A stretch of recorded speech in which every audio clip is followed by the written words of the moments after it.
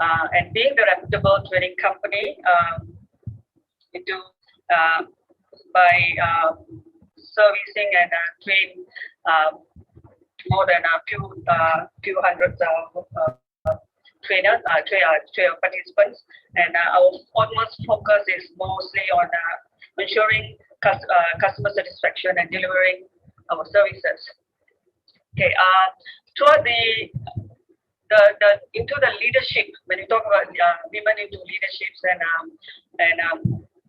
empowerment. Okay, I'm a very opinionated person where I believe that empowerment starts for women from education, workforce, and leadership.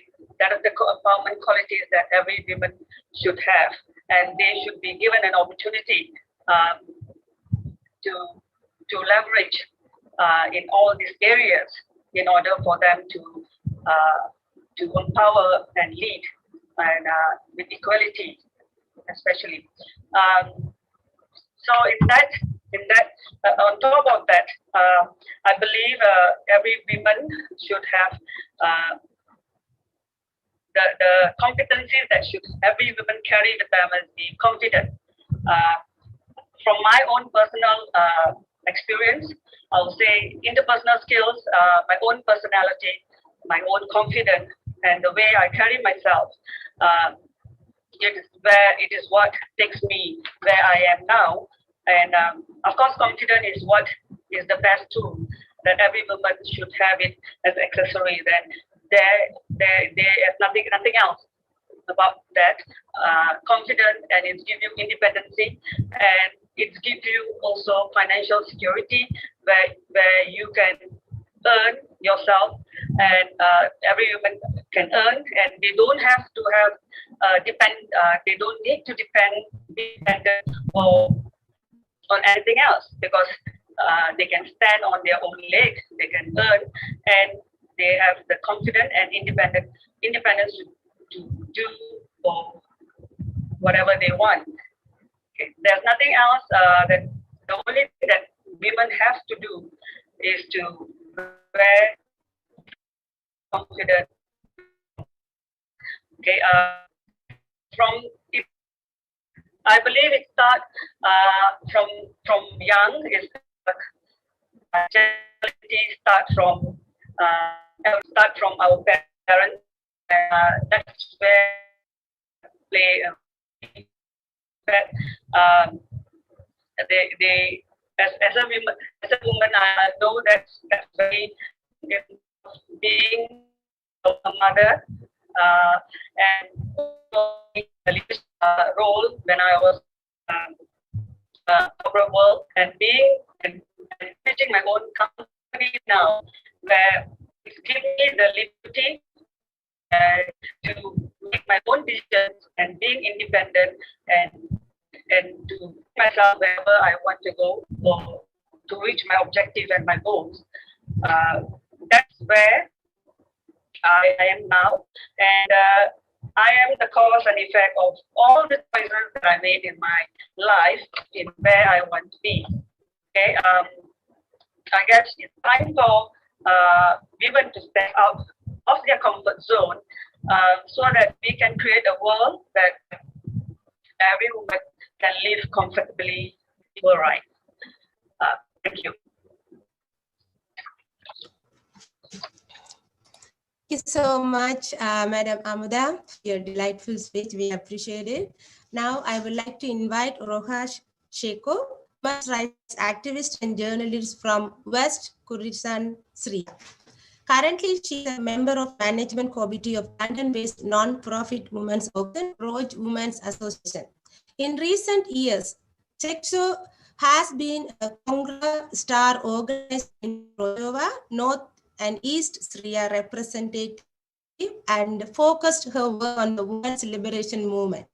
Rohas Sheko, the floor is yours. Thank you. Thank you for you too, and happy Women's Day to all. First, let me start introducing Congrastar. It is organization in Rojava, North and East Syria, and it organization based on a democratic ecological women's liberation paradigm.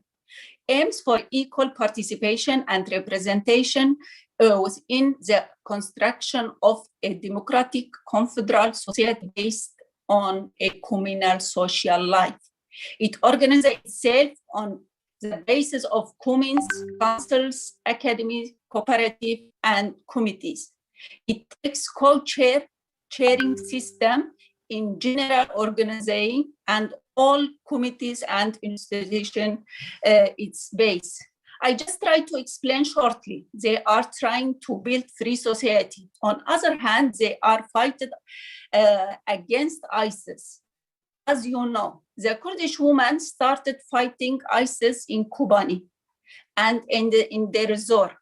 Our aims is to defend ourselves and its will and identity. But in January 2018, Turkey and its allies, such as Syrian militias, began an assault on Afrin canton.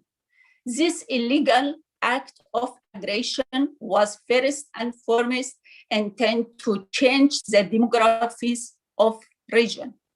In addition to an act of ethnic cleansing, the invasion and occupation of Afrin has also been a target attack on women.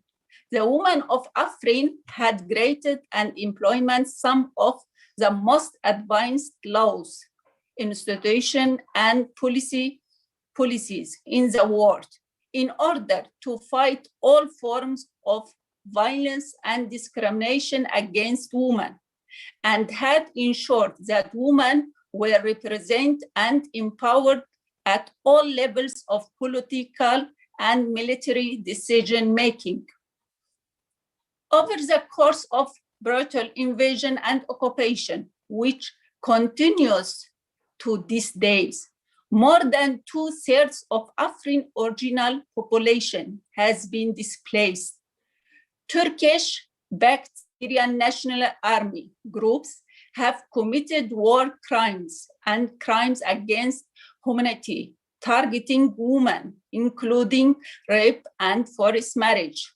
More than 200 women and girls whose identity and are now have reportedly been boycotted by armed groups. What's going on Afrin is exactly what happened to Yazidi women in Shanghai. But just the name of the group is different. Because of that, we, like a Congrastar and Kurdish Women Movement and Yazidi Women Assembly, we started a campaign to call all women not just women, UN to break silence, to see what's happening in Afrin and all parts of Kurdistan. And I will try to do shortly this. Thank you. Thank you. Thank you so much. Thank you so much, Rohash Sheko, for your beautiful presentation. Next, I'm giving this floor to Evelyn Erivo. She is the Managing Director of Ecoscape Limited in Lagos, Nigeria. Evelyn is very passionate about empowering women to achieve their goals and mentoring younger women. She is a co-leader of a non-profit organization, Transform Our World Nigeria, where the goal is to bring social transformation. She is also a songwriter, a singer, and a speaker. Evelyn, the floor is yours. Thank you.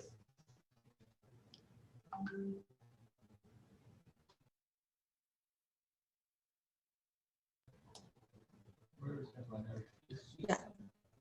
Is Evelyn is unmuted? No, she's not. Evelyn, please unmute your mic. Oh, yes, thank you. Okay. Yes, good afternoon, everyone. Thank you to the organizers for having me on this platform. I'm joining in from Lagos, Nigeria. Thanks to all the wonderful speakers so far for sharing from your wealth of experience. I'll also be speaking about engaging women in modern politics and leadership.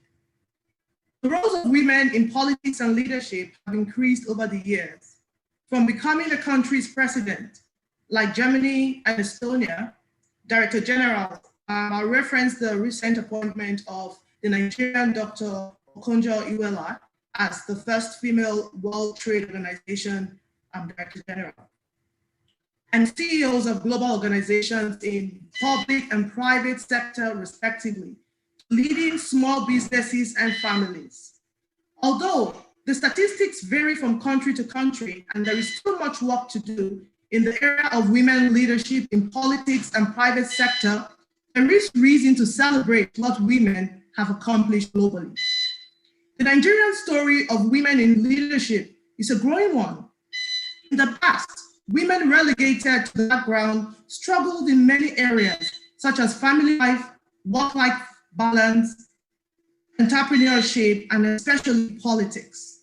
Today, while still a long way from where we need to be, Nigerian women have risen to the challenge and are occupying many enviable leadership positions. Our world is changing. With the advancement of science and technology, challenges of the pandemic, economic and social needs, it can no longer be business as usual. And we must find creative ways to grow our influence and provide solutions for 21st century challenges. Many world leaders are perplexed and some cases paralyzed by the debilitating effect of the pandemic. In a time like this, the message of hope, indeed transforming hope, is both important and necessary for our today and for our future. What is hope? According to Joel Edwards, hope versus cynicism is the key moral and political choice of our time. Hope is a cow in the field after a hurricane. It's a fishing boat after a tsunami. It is providence saying that tomorrow is possible. We must imbibe hope and echo it in our sphere, teach it to the younger generation.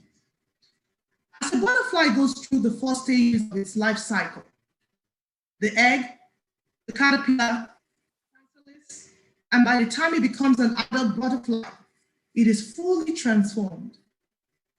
Transforming hope is a process that brings true change and lasting impact to the individual and the causes we represent. Women should embrace the transforming stages in our growth and recognize that we are evolving, we are becoming, and let that fill us with hope. In conclusion, the wise book says, now 3 things abide: faith, hope, and love. Therefore, as we move toward a future, we must hold on to our intrinsic values and develop where needed. We must embrace compassion, courage, collaboration, knowledge, hope, and love as essential elements for the modern woman in leadership. Thank you. Thank you so much. Thank you so much, Evelyn, for your wonderful speech. Next, I feel honored inviting Larina Abdulhaik, lecturer, Sabrahamu University of Sri Lanka. Lecturer Larina is a composer, singer, writer, and a translator. She published a number of translated books, is actively involved in empowering women, and has received many awards. She has also created some documentaries, notably Crossing Fires 2006, a program exploring women multiple experiences of war and peace in Sri Lanka. Let's welcome Lecturer Larina to this floor. Thank you. Hello, Assalamu alaikum warahmatullahi wabarakatuh. Peace be upon all of you. First of all, I am really happy to join with you all here.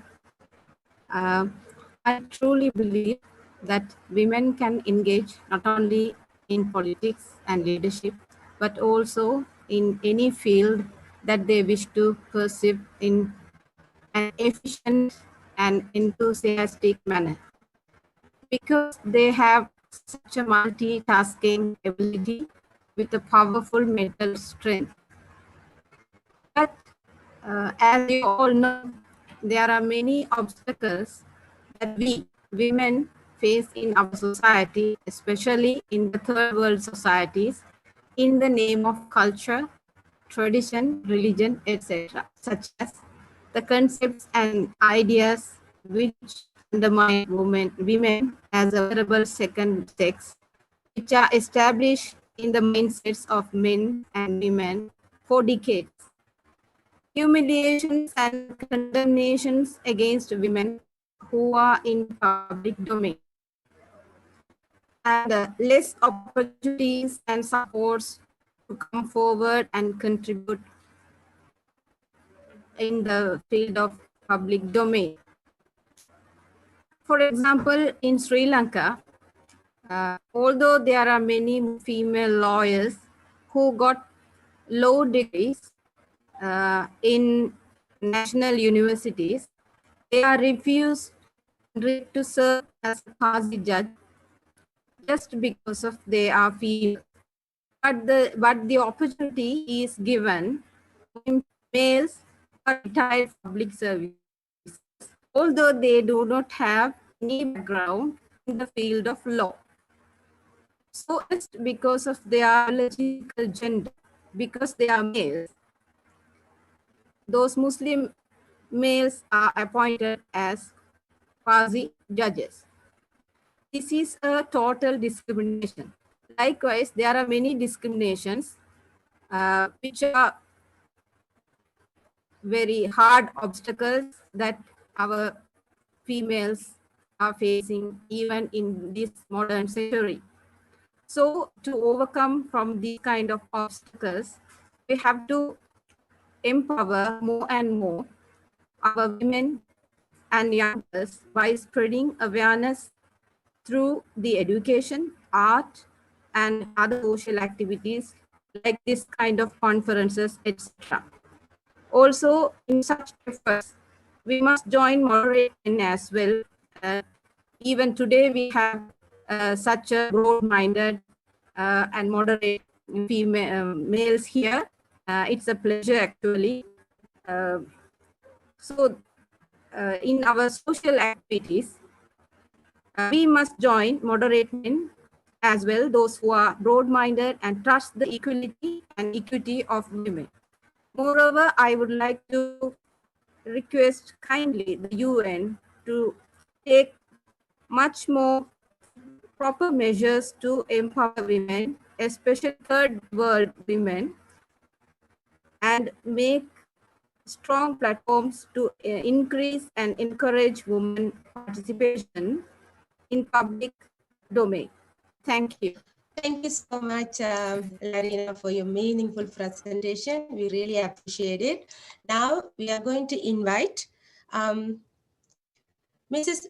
Sharmila Nagarajan from Singapore. She is the chairperson of Value Ventures Inc., an international commercial and cultural development forum. She is actively engaged in women empowerment and technology enablement activities, as well as women and children welfare. She is a results-oriented professional with strong government relationship across Singapore, India, Europe, and Australia. Mrs. Sharmila Nagarajan, the floor is yours. Thank you.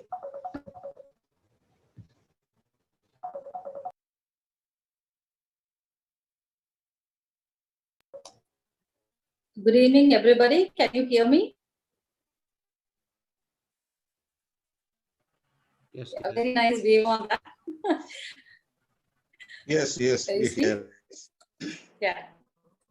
Thank you very much for, first and foremost, thank you very much for inviting me to speak in this event. And it has been clearly told when I got the invite, Sister Raji clearly informed that, okay, this is a time slot and this is this is what we want to hear from you. So based on that, first and foremost, I thank you all the men who helped me to be here on the stage today. Thank you very much. I congratulate all the women who are in this forum to have a wonderful Women's International Day. Celebrate it well for your achievements. So in women's, especially in this forum, the topic given is empowering women empowerment in politics and leadership. There are so many areas where women empowerment have been taken, and this forum have taken a different segment of politics. And it is really interesting and good to know that a lot of women are interested to know more about, to talk more about, to take the lead more about, to be in politics or to get active in politics. So gender equality underpins all of World Vision's work. And there are many great activities you can get involved into support the rights of women in developing countries. So how can you empower a woman? Standing within and investing in women is an important start. From workplaces and schools to homes and communities, wherever a woman needs a support, in any kind of a support, provide them that support. Help them to improvise, help them to vision what they want to achieve and guide them. So as when women are living safe, fulfilled and productive lives, they can reach their full potential, contributing their skills to the workforce and can raise happier and healthier children, which makes a good and happy, healthy environment. They are also able to help fuel sustainable economics and benefit societies and humanity at large. To achieve all this, education is a key element which a woman needs, a girl needs. Try to give an education to a needy girl in whichever area, whichever country the help is needed. And when women and girls are supported, they gain opportunities to speak up for their rights and also to advocate for their communities. This is how they will be motivated to come into politics. When we say women need to be empowered in politics, what needs to be done to be in politics? Apart from bringing them up into politics or being experienced women in politics, guide them, support them, and any areas. And one of the areas, social media coverage and media coverage, wherever a woman is hesitant or shied away to bring up herself on the stage, help them to be on the stage. For me to be on the stage today, my sincere thanks goes to my beloved brother, Mr. Mohedi, and who's a reason for this conference and who had asked me to participate in this event to speak up some of my objectives or some of my learnings in this conference. I have shared. Try to help a girl, woman, ladies in whatever form you can help for her to come up in this society, prove her talent. And when it comes to politics, when it comes to finance, when it comes to career, without men's support as women, we won't be able to achieve. So thank the men. And as I always say, your network, your community is your strength. Okay. With that strength, improvise. Thank you very much for the opportunity. Thank you very much for your meaningful contribution, Shamila. Next, I shall call upon Reverend Paulina Wilberforce, International Coordinator of Alliance Creative Community Project Ghana. She is active in social work and very dedicated woman. She contributes to empowering young ones and mentoring them into great leadership roles. Reverend Paulina, the floor is yours. Thank you. Her mic is muted. Paulina, please unmute your mic. Hello, can you hear me now, please? Yes, we can. Thank you. Yeah, thank you very much. I'm greatly honored to be part of this International Women Conference on the topic of engaging women in modern politics and leadership. Women in government or political leadership refers to the history, demographics, and participation of women in public offices. In many countries, women have had inadequate opportunities in social participation, especially in striving for political rights and power in the government and different institutions.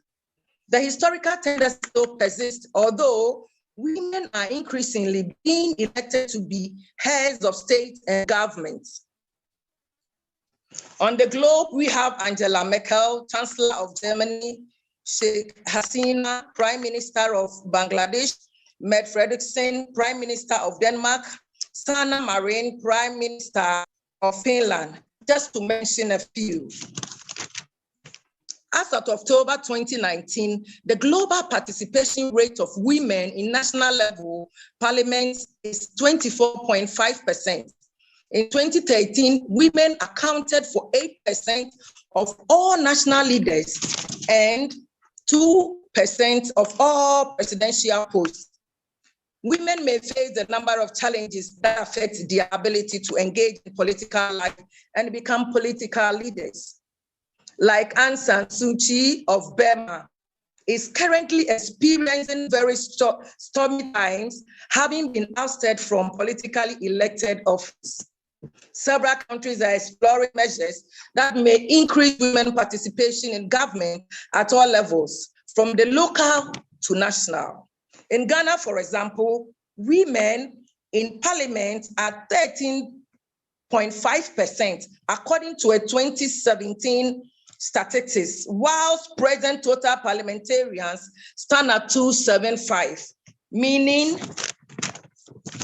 the women representation is about 37 women. Even though women have much less access to resources than men in Ghana do, there has come a rise in women interest into the once men-dominated territory of politics and general societal leadership. In Ghana, most recent presidential and parliamentary elections held in December 2020, the largest opposition party, National Democratic Congress, NDC, a woman professional,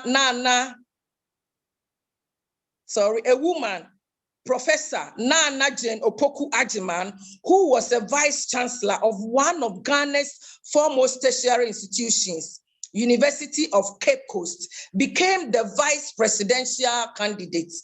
To this end, we in Ghana in particular are witnessing a rising, changing in the trend where women are taking the bull by the horn and engaging in too-much politics. Thank you very much. I want to thank each and every one of you on this program. Thank you. Thank you very much. Thank you very much, Olina, for your pleasant presentation. Next, let's welcome Dr. Sri Rohini, TRG Head of Indian Socio-Economic Cultural Association from United Arab Emirates. She is also a world Tamil researcher, writer, a speaker, and participated in many conferences. She received a number of awards for her achievement. She has also contributed towards global level development for human society in a broader sense. Dr. Rohini, the floor is yours. Thank you. Thank you, Raji, for the nice intro. Thank you. Assalamu alaikum wa rahmatullah wa barakatuh, dear colleagues, panelists, and my dear speakers. Happy to see you all people who are joining here from across the world. Good day, because some people have good morning and good afternoon and good evening. So it may be good day, and happy Women's Day to one and all here. Thank you all for your commitment, enthusiasm, and determination to make a difference for women. And thank you especially to ACCP, Raji, and National Educational Trust, Dr. Muhyiddin, for this International Women Conference hosting today's event. Let's celebrate this Women's Day. Celebrating Women's Day will be in the one day? No, never it will be. We are to be celebrated every day, right? We are doing many more activities. And it to be honored on one day. Yeah, it's pleasure. Women's Day clutches a great significance, and it becoming a custom year after year. Moreover, the celebration is a sign of appreciation, respect, love, and care. All the legendaries are said about their countries and how to engage women in leadership. I am to say about UAE. UAE is the United Arab Emirates. It's the southeast end of the Arabian Peninsula. So here it is the 7 Emirates is joined. So United Arab Emirates is an example of rapid and successful development story which you can see. In the terms of infrastructure, economy, country, all progress behind the backside of the women. The UAE's achievement is perhaps best typified in the evolution and growing prominence Emirati women as well as the non-Emirati women partners and contributors in this remarkable national production.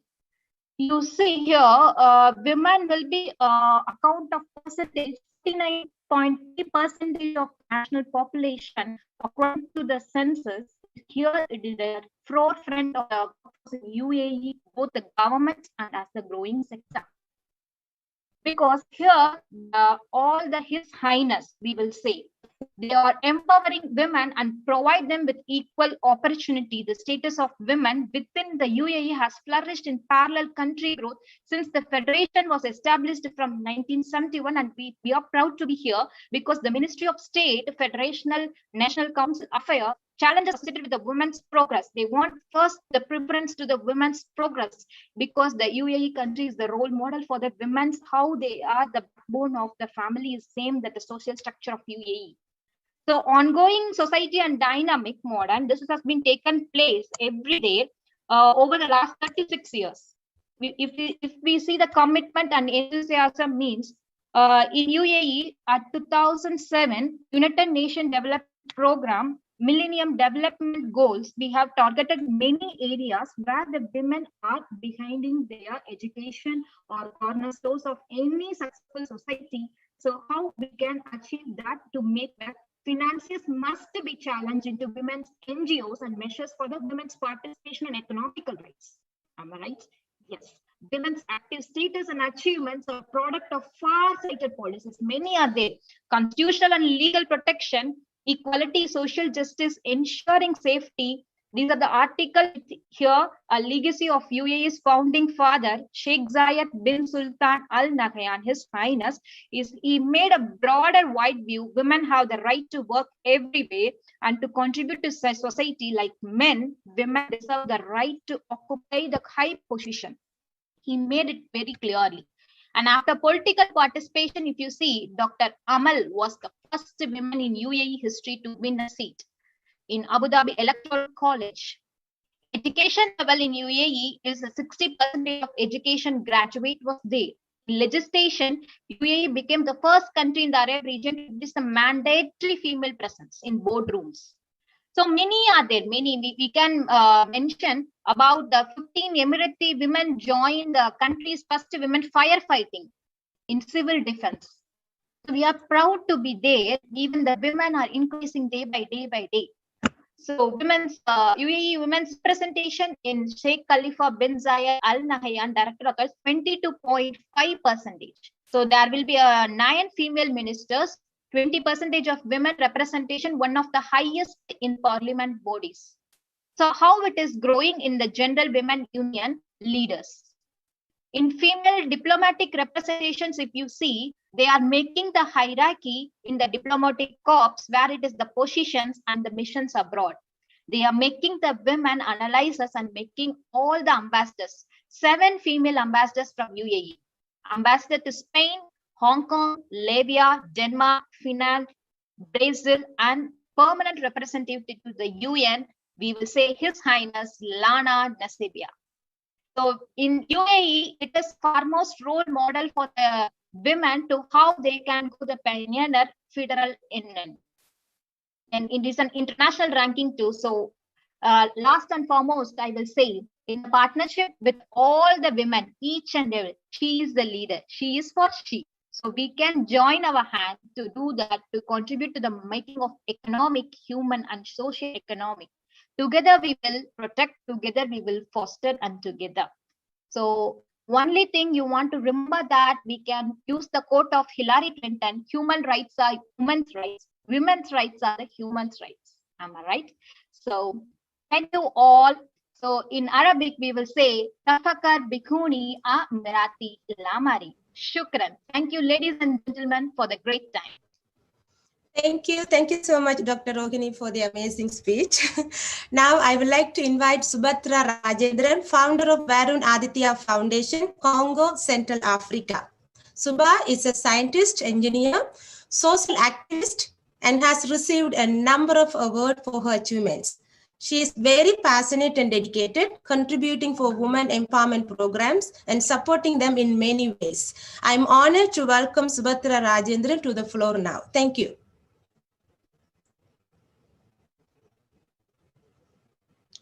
Subhatra, your mic is unmuted. Please unmute your mic. We couldn't hear you.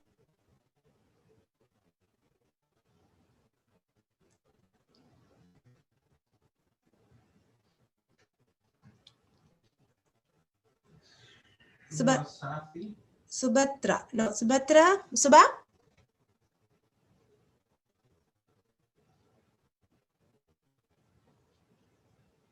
Okay. Maybe we will move to the next one. So she's here, but I think her mic is unmuted. Okay, so now we have a video message from Dr. Swati Vijay Kulkarni, Consulate General of India, Atlanta, USA. Due to circumstances beyond her control, she was unable to join us today, though she kindly sent us her video. I'm going to share her video now.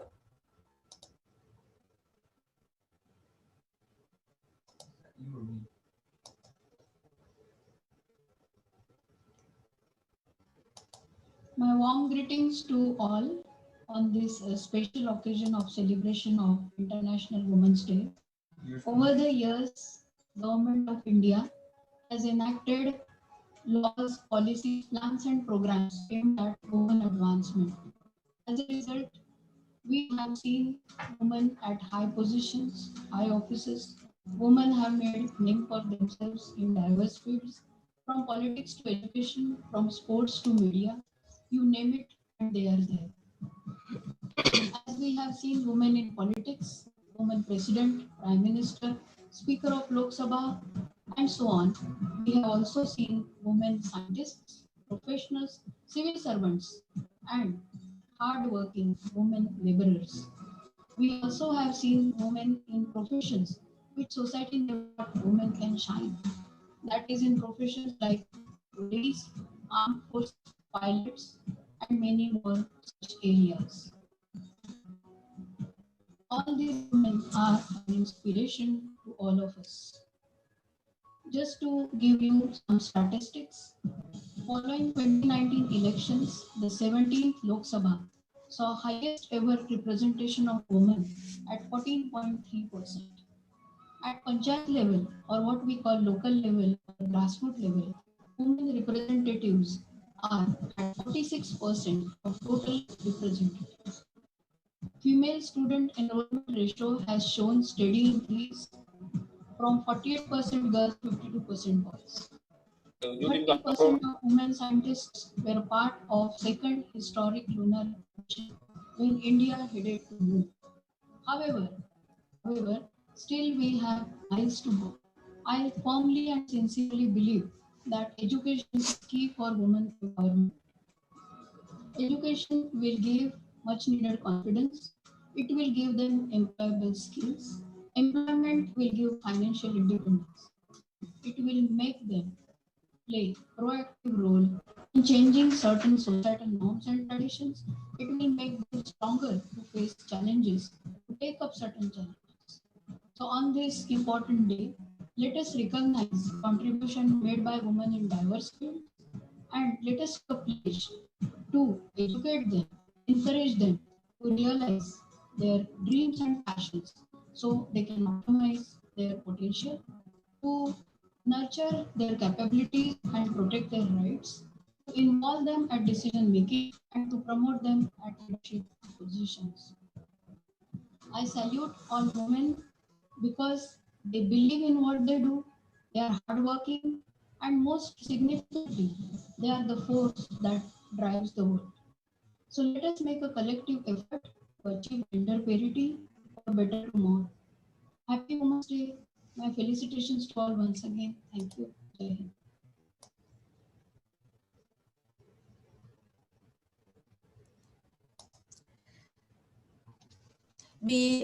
We appreciate the commitment and the time Dr. Kulkarni put in to prepare this video for us. Now, we are going to moving into our panel discussion. We have some amazing panelists with us today from many different fields. They are a group of very passionate, dedicated women who are sacrificially working to bring changes in other women's lives. At the end of this panel discussion, there will be a question and answer period. You can post your questions on the chat. We will choose 3 or 4 questions from there. Let us welcome Anne Aryadasa, the moderator, to lead this panel discussion now. Thank you, Anne. Hi, everyone. How are you guys doing? Everybody's on mute. I guess our panelists can unmute themselves. Wow, what a wonderful, powerful lineup of speakers. Happy International Women's Day to each and every one of you. Thank you so much for joining us from different world, from different time zones. The theme of this year's International Women's Day is Choose to Challenge. Challenging the norms of gender inequality and biases can only make our world more inclusive and makes for a progressive future. I'd also like to thank ACCP for including me in this event as a moderator. I am proud to introduce our panelists who choose to challenge the system we live in, making this world a better place in their own way. Please help me welcome Sumusati. Sumusati, you can wave a little hi so our audience can know who you are. She's joining us from Canada. Sumusati is a vice chair for the Canadian Union of Public Employees and represents approximately 1,100 public servants to create safe workplaces. She also has over 11 years of government frontline casework experience, helping individuals and families facing multiple barriers, including mental illness, addiction, unemployment, and homelessness. Through her anti-racism and anti-oppressive work, Sumusati hopes to create equitable spaces for racialized people. Her documentary, which centers around the resilience of women impacted by the civil war in Sri Lanka, is currently in post-production. Next, I have Deidre McConnell. Deidre McConnell, go ahead, wave a little hi for everyone. Joining us from the UK, Deidre is a director of International Program of Tamil Center for Human Rights. Deidre has been participating in the UN Human Rights Forum since 1997, and her work has been shared in various international conferences related to human rights, children, and women. The author of Tamil People's Right to Self-Determination has gone on fact-finding missions to the north and east of Sri Lanka during the armed conflict and has written articles on the genocide of Tamils in Sri Lanka. Next, we have Mariam Wahida joining us from all the way from beautiful Maldives. She's the president of the Broadcasting Commission in the Maldives. For the last 25 years, Mariam practiced in the field of development planning and journalism. A familiar face to the people of Maldives, she also mentored budding journalists and served as the ambassador of Blind and Visually Impaired Society of Maldives. In addition to being the president of the Broadcasting Commission, she's currently the Honorary Council of Sweden in Maldives. We have Margaret Owen. She seems quite popular in our chat today, joining us from the UK. She's a barrister specializing in women's human rights and president of Widows for Peace. She has previously worked as an immigration and asylum lawyer, as head of the Law and Policy Division of International Planned Parenthood Federation, and as a consultant to various UN organizations. Following the death of her husband, she became acutely aware of the plight of widows overseas. She founded the first international organizations to address human rights issues in the context of widowhood, and is now, as I mentioned, is the president of Widows for Peace through Democracy, which is an umbrella organization for many other partner organizations across the world. And last but not least, I'm happy to introduce Kelly Flynn. She's responsible for strategic peace programming, protection, and ceasefire interventions. Kelly has more than 17 years of experience working overseas in development, humanitarian, and peace processes. She's an advocate for gender inclusion initiatives in complex conflict emergencies and political process in countries such as Congo, Uganda, Burundi, Kenya, Sri Lanka, East Timor, Southern Philippines, and Myanmar. She was stationed in Myanmar for 8 years, working on the ground to direct resources and technical support to the Myanmar nationally led peace process. But due to COVID-19, she relocated to her hometown in British Columbia, Canada. And those are the panelists, everyone. To set the discussion, I'd like to call each of the panelists provide their 5-minute presentation. Just a few housekeeping items before we begin. If any of the other participants in this audience in this Zoom have any questions during the conversation, please go ahead and write them in the chat for us to later visit during the Q&A portion of the event. So let's start with, I call upon Sumusathi to do her presentation. Thank you, Anne. Thank you so much for having me here. I'm so honored to be amongst such amazing women. I just feel so emotional just to hear everybody's stories and to listen to everybody's journeys. And I feel like I'm in very such early ages in activism among such, I would say seasoned activists here. My name is Sumasaki. I am here in Canada, but I am child of refugees from Sri Lanka who have been settled here for 25 years right now. And thank you to all the women activists and advocates who have fought decades so I have a voice today.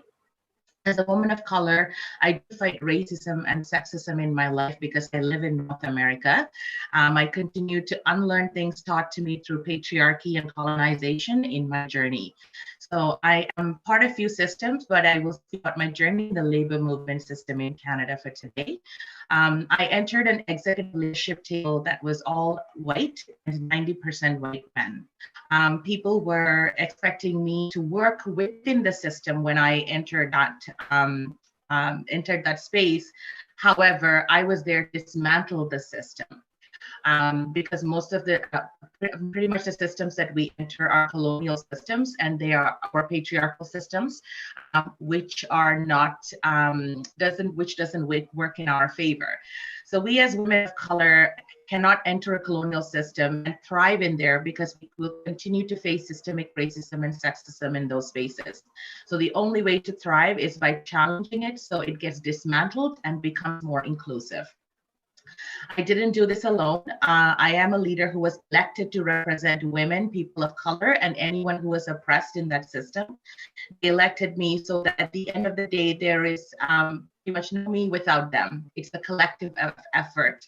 I continue to build those relationships with the members and foster them because I need them to guide me on days that I need some direction, or as leaders, we can't be strong every single day. There are days that when we feel human. When we are asking women of color to engage in politics and leadership positions, we have to be also mindful that they don't end up being tokens or placed in a system that is built to work again. We as people or communities need to support them to crack that ceiling. It is a collective effort. I had to also practice patience and strategies to lead in front of people who were waiting for me to fail. There were many that wanted the seat vacant instead of me taking that seat. People who were triggered by seeing that I was a woman or a woman of color. Many cruel things were said to me in large public settings, which not only upset me, but many others. So I had to figure out how to recover and heal so I can lead my members. I'm not sure if I have healed completely, but it is an everyday aspect or component to my life. Union environments are highly political. The system I belong to is going from a right-wing political space to a left-wing political space. It is also going from a patriarchal model to more of an equitable space. The transformation continues to be uncomfortable for many people. A large number of members are starting to embrace it, but a small group is resisting. As an elected leader, it is my responsibility to help my members navigate these hard times, especially during a pandemic. We are building a union in COVID times virtually. Next Wednesday, I will be nominated to run for the chair position of this union. If I win, I will be responsible for 3,700 members and for the entire unit that belongs to a 6,000 members local. The system was under the governance of a white man for 20 years until I announced that I will be running for a chair against that person. So in these political settings, building solidarity with the unions is important. That means organizing your members and showing up to protest when other workers are fighting against oppressive systems. Union spaces were not open to people of color for decades. Therefore, decolonization work is important for women of color entering these spaces. This year's theme for Women's Day is Choose to Challenge. So I ask that we continue to challenge individuals when they're complicit to any discriminatory practices, and we continue to challenge systems that are contributing to oppression. Thank you. Thank you so much, Musathi, for that insightful and very honest and revealing speech. Let's move on to Deidre McConnell. Oh my! Hi, my screen is just gone. The floor is yours. Right there. Can you see me? Okay. Yes, we can. Yeah. It's great to be here. Thank you so much for inviting me to speak. It's a great, great honor. Thank you to ACCP, to you, Anna, to Raji, and to everybody here. It's great to be here. I want to just say a couple of things, one on women and our self-determination as individuals, and then on collective right to self-determination. So as individuals, we draw our strength and inspiration from our own wells, spiritual, emotional, intellectual, and those in our communities. We've been hearing so much already about everybody's individual strengths. We're all different, and that's the reason for separation and growth, nurturing ourselves and each other and looking outwards. Often inspired by the poet Audre Lorde. We gain from each other in the knowledge that our real power is rediscovered in solidarity amongst us. So I feel today is very much celebrating that. And I see somebody's banner which says we create more leaders, not creating followers. I just think that's wonderful. So as women, we open our eyes to living condition, poverty, injustice around us, find our voice, and we turn our sadness, anger, and frustration into anger. We've seen the vote, people have been talking about the vote from New Zealand in 1873, right through to Saudi Arabia in 2015, political leadership of nations, already been referred to in several different countries. I'd like to also mention the global human rights leadership of Mary Robinson, former President of Ireland, and Arbour, Nabeel Pillay, and now Michelle Bachelet, former President of Chile. And these are wonderful women who are presenting and really pushing forward human rights for all, children, women, everybody. Now, to say a little bit about my personal experience, I witnessed the situation of cats in Sri Lanka, as Anna has suggested in the introduction. I'm encountering the reality of genocide, violence against women, rape as a weapon of war, the situation of warriors, and the systematic oppression that I saw with my own eyes really confronted me as a British woman in terms of identity. How do we work to produce change? All the things Sati was just saying as well are very meaningful to me in terms of our differences work together and fight and tackle and dismantle injustice.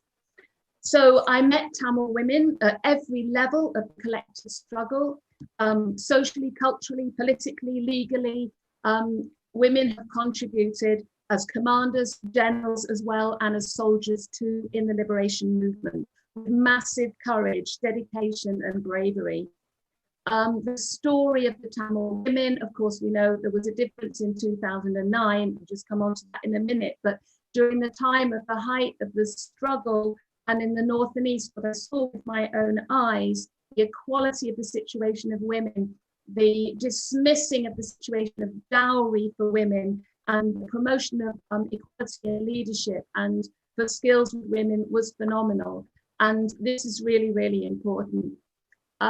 So I've written on this and I've spoken to you a number of times, and I'm very passionate about this because it's sometimes seen, well, it's definitely seen by by the international community in more of a just light now in terms of the reality of the genocide, the need for accountability of the Sri Lankan government for its war crimes, its crimes against humanity, the slaughter in 2009 of near on 100,000 people. This is a very slow process of bringing it to courts, but the international community, the UN, must make a stand, the member states must make a stand.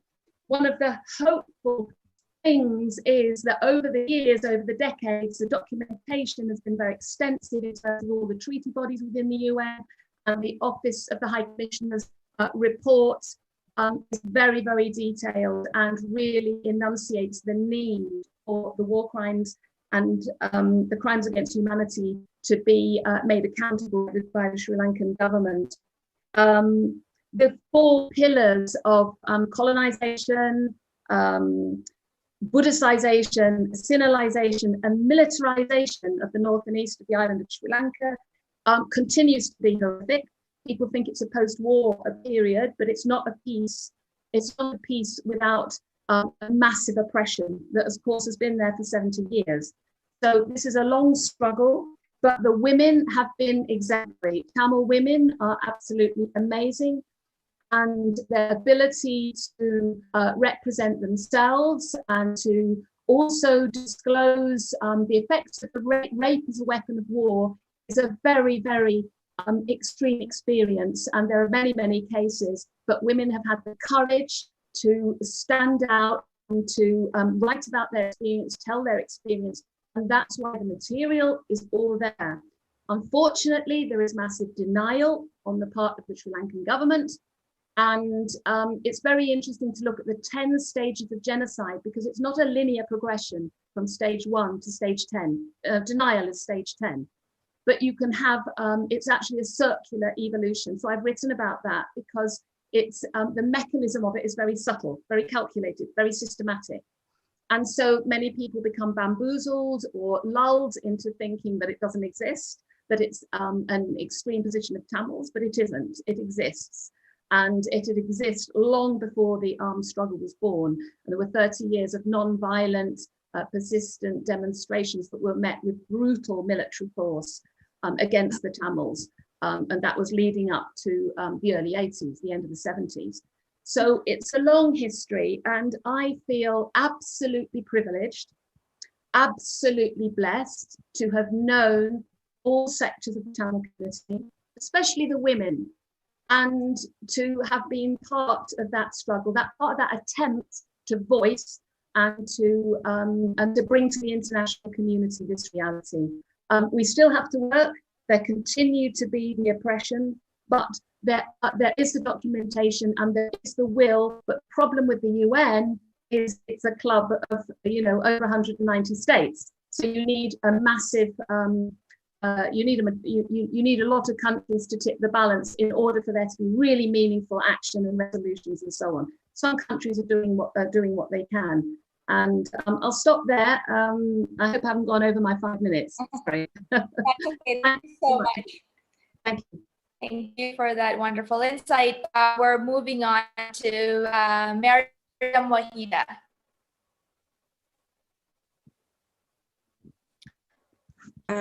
Mariam, can you unmute yourself? Sorry about that. Thank you, Anne. Sorry about that. Go ahead. Very humbled by your introduction. And Bismillahirrahmanirrahim. Assalamu alaikum and good evening from the lowest lying country in the world. I'm sure you must have heard about the Maldives. You always hear about the beaches, and it's around 7:22 here. Of course, it's a very geographically beautiful country, but today we are talking about women. So we also have the same issues what we are discussing, and I'm so humbled and privileged to meet such experienced and such distinguished women on this panel, from young to old. Thank you very much for inviting me, Raji, and Alliance Creative Community Project. Thank you very much indeed for having me on the panel, because this time is not easy. I wish I was meeting all of you all, face to face. We could shake hands and say hello. It's a difficult time. Hopefully we pass this, and one fine day we get to meet. Well, it is a male-dominant country, especially if you look in the past. But then I can also say that Maldivian women are enterprising and active. Since we have the tourism industry and the fishing industry is our second, so women are always actively engaged in these industries. So women strive to, be in the decision-making levels and come and rule out in the country. But then the past 10 years have shown a bit of difference, I would say, because we see women leading the judiciary, women leading in media, women leading in politics, but it's a very small percentage. I think in the world, we are, like when it comes to decision-making levels, we are around like 136, 154. So for me, it's not good. I started as a journalist a long time ago. And then when I was a television journalist, of course, reporting live, and very few women were there. But then I was always very enthusiastic, not to be on television, but of course, reporting about people. And I was thinking it's so important for women to be in media because they bring out the stories from the home. So when the tsunami hit, I got a good opportunity to move around the country and bring the stories of women, children, how affected. I even traveled to Galle in Sri Lanka, where I met a lot of women and children and of course men who have been supporting us all the time. So for me, I thought that journalism thing, I was only 18 years old, and then I thought I was a student. It was so important for women to be in this field, to bring out her stories. So that was for me, my inspiration to be in the field. So I was like doing TV a lot, and then I went and did my education and came back, and then still I part-time in television. But since I specialized in economics and development, I used to be more interested in the planning side. So when I went to the government to work for 11 years, there also I found that women had a difficulty to come in the management level and in the civil service, like women rule, and when it wants to come to the decision level, there's always a second thought. So there I found a lot of things. And then during those development work, I also found out that, okay, we are blessed, we have everything around, but then there are a category called special needs, where I moved on to plan, and there are women around in these categories who also need to come up. So that was my area of work for a very long time. And then, of course, now I am the Broadcasting Commission's president. That was also a very tough journey. When I first applied for the job, I was rejected. From the parliament also, I was rejected. Though I got the first marks, I was rejected. Second time I tried. Second time I won through marks and through interviews. So, in here also, climbing up is a little bit difficult, but in this political revolution, we see a lot of women holding, like around 5-6 of them are 80 of them parliament members. In the cabinet, there are around 3 to 4 ministers among 17 of them. So slowly Maldives is moving on. But with this political revolution, we see a lot of people in the decision-making level trying to make it up. So this is also just a normal country where women, of course, have their own privileges, but mostly there are many, many disadvantages for them to come. So I think this country also needs to do a lot of work for the women, especially for the development of women, and especially holding their posts in development and also in decision-making levels. We need to do a lot of work. So I think I should stop there and give it to the rest of the people. Thank you very much. Hello from Maldives again. Thank you for sharing your experience. We are now going to move on to Margaret Owen. Hello, everyone. Can you hear me? You are all absolutely incredible. I can hardly speak after all of you because you've just been absolutely amazing. And thank you, ACCP, for inviting me here. And Dee and Sinam and all of you who spoke about Tamils, who spoke about the Kurds, who spoke about the Yazidis. I too was in Sri Lanka in 2009 when the conflict ended. And I'm absolutely appalled. And Dee, you are the first person today to talk about the widows. Look at Sri Lanka. There are over 100,000 Tamil widows.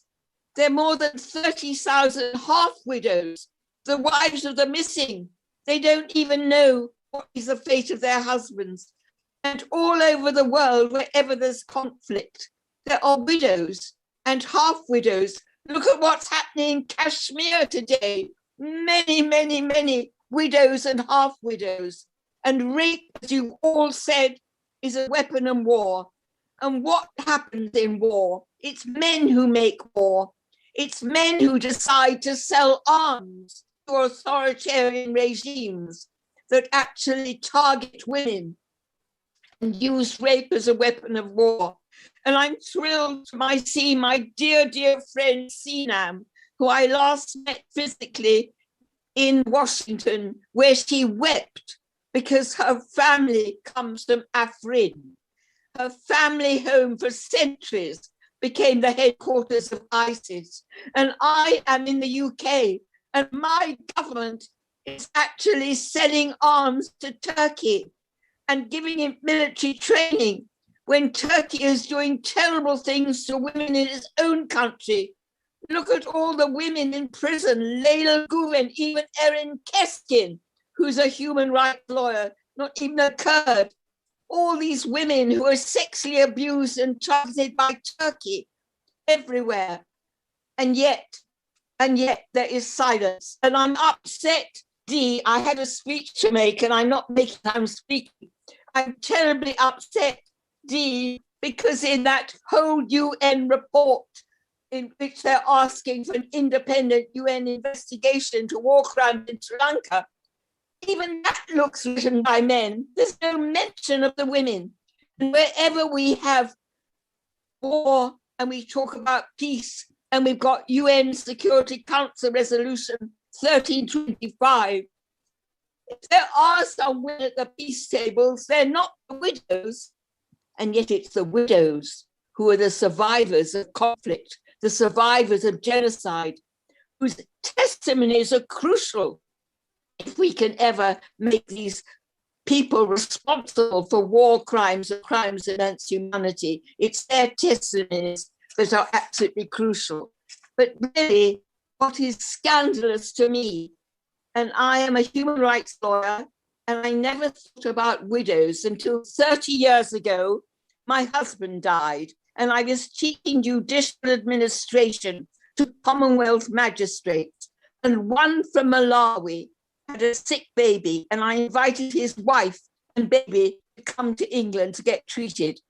And the first thing she said to me when she walked into my living room in my London house, before she even sat down, "You mean your husband's brothers let you stay here and keep all these things?" And that was just 2 years before the 4th World Women's Conference in Beijing. And I knew something about it from having been at IPPF and working on women's rights in many countries. But that was the beginning. And that's when I began to start 25 years of trying to get widows on the international agenda. And it's not there.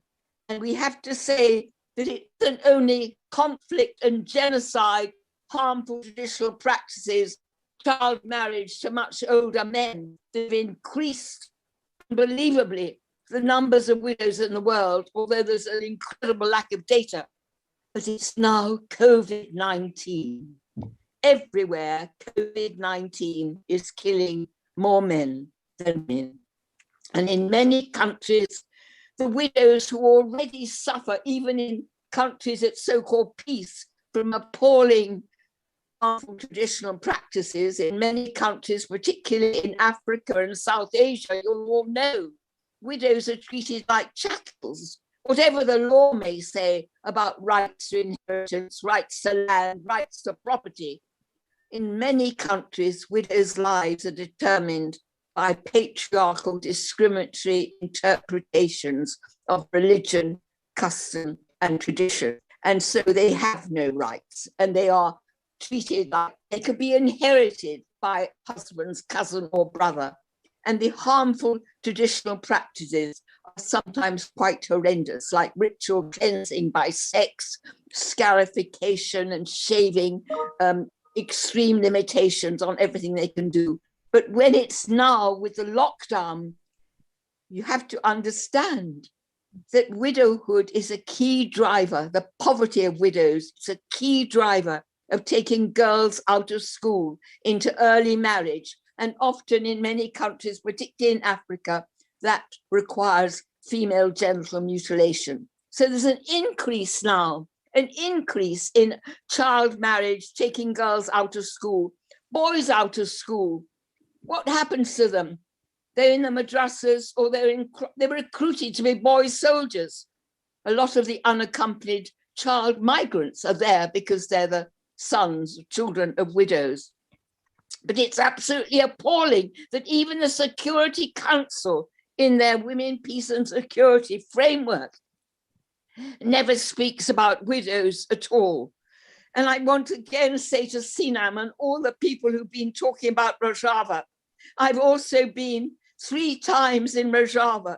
The whole incredible women's revolution in northeast Syria, that new model that comes from Abdullah Öcalan, it's a model for all of us, where women's empowerment, gender equality, it's not a little fringe thing on the edge. It's absolutely central to any free and democratic society. And that comes from Öcalan, who said, you cannot have a free, just and democratic society unless you have women's empowerment and gender equality in the middle of it.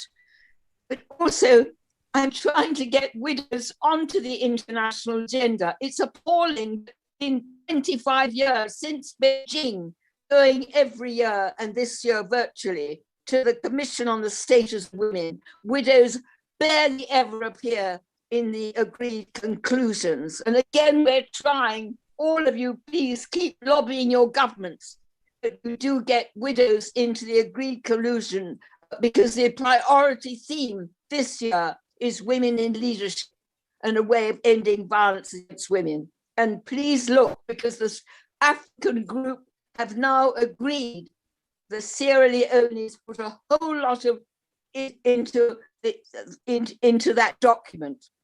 It seems to me scandalous that indigenous women, older women, young women, migrant women, all have paragraphs for them in the draft agreed conclusion that the Commission on the Status of Women, but there's nothing about widows at all. And you see widowhood in so many countries, it's a root cause of expanding poverty and equality down across the generations, because they take their children out of school. So that makes the country more unstable, and that poverty and inequality actually is a fuel for future conflicts. And so it's terribly important that widows are supported to form their own associations and actually be represented in all sorts of key decision-making bodies, such as peace accords, constitutional reform, law reform. And I do beg all of you to ensure that widows' voices are heard at every level, and that somehow widows are given the capacity training so that they can articulate their needs and actually describe their roles. Because please don't anyone let you, we have to dispel the myths that widows are mainly old people, because many widows are children. They're married off when they're small children. Some widows have been widows all their lives. But also it's important not to see widows exclusively as victims of violence, but to actually recognize and support their key social economic roles, not just as sole parents of children and looking after other people and dependents in their families, but also because they're farmers, market people, they're working on the land, and yet often they have no rights to land. And also, before I finish, because I haven't even looking at my watch, remember also that many, many widows and half widows and their children. Look at the women who came from Afrin, hundreds of thousands in Shagra, are living in the most sordid and terrible refugee camps. Think about the Rohingya widows. There's a camp in Cox's Bazar in Bangladesh that actually is a widow's camp. Even in Al-Hol in Syria, the Kurds can't and shouldn't. The Kurds cannot take responsibility for all these jihadis who are now, one of those women who were there with their children went to Syria to kill or to torture Many of them were seduced, were misled, regretted. And it's really incumbent on all our countries, where there are our own people in those camps, that we bring them back and they face justice or rehabilitation in our own countries. Because that is, I'm appalled that my own country, the Supreme Court last week, refused to allow Shamima Begum to come back and have a right to justice. She's still left there. She left this country when she was 15 years old. And I think this is an appalling backdrop. Also, I have to say that we are all responsible in the West as well. If our governments are selling arms and giving military training to authoritarian regimes, we become complicit in war crimes ourselves if our governments actually trade and arm countries which target women.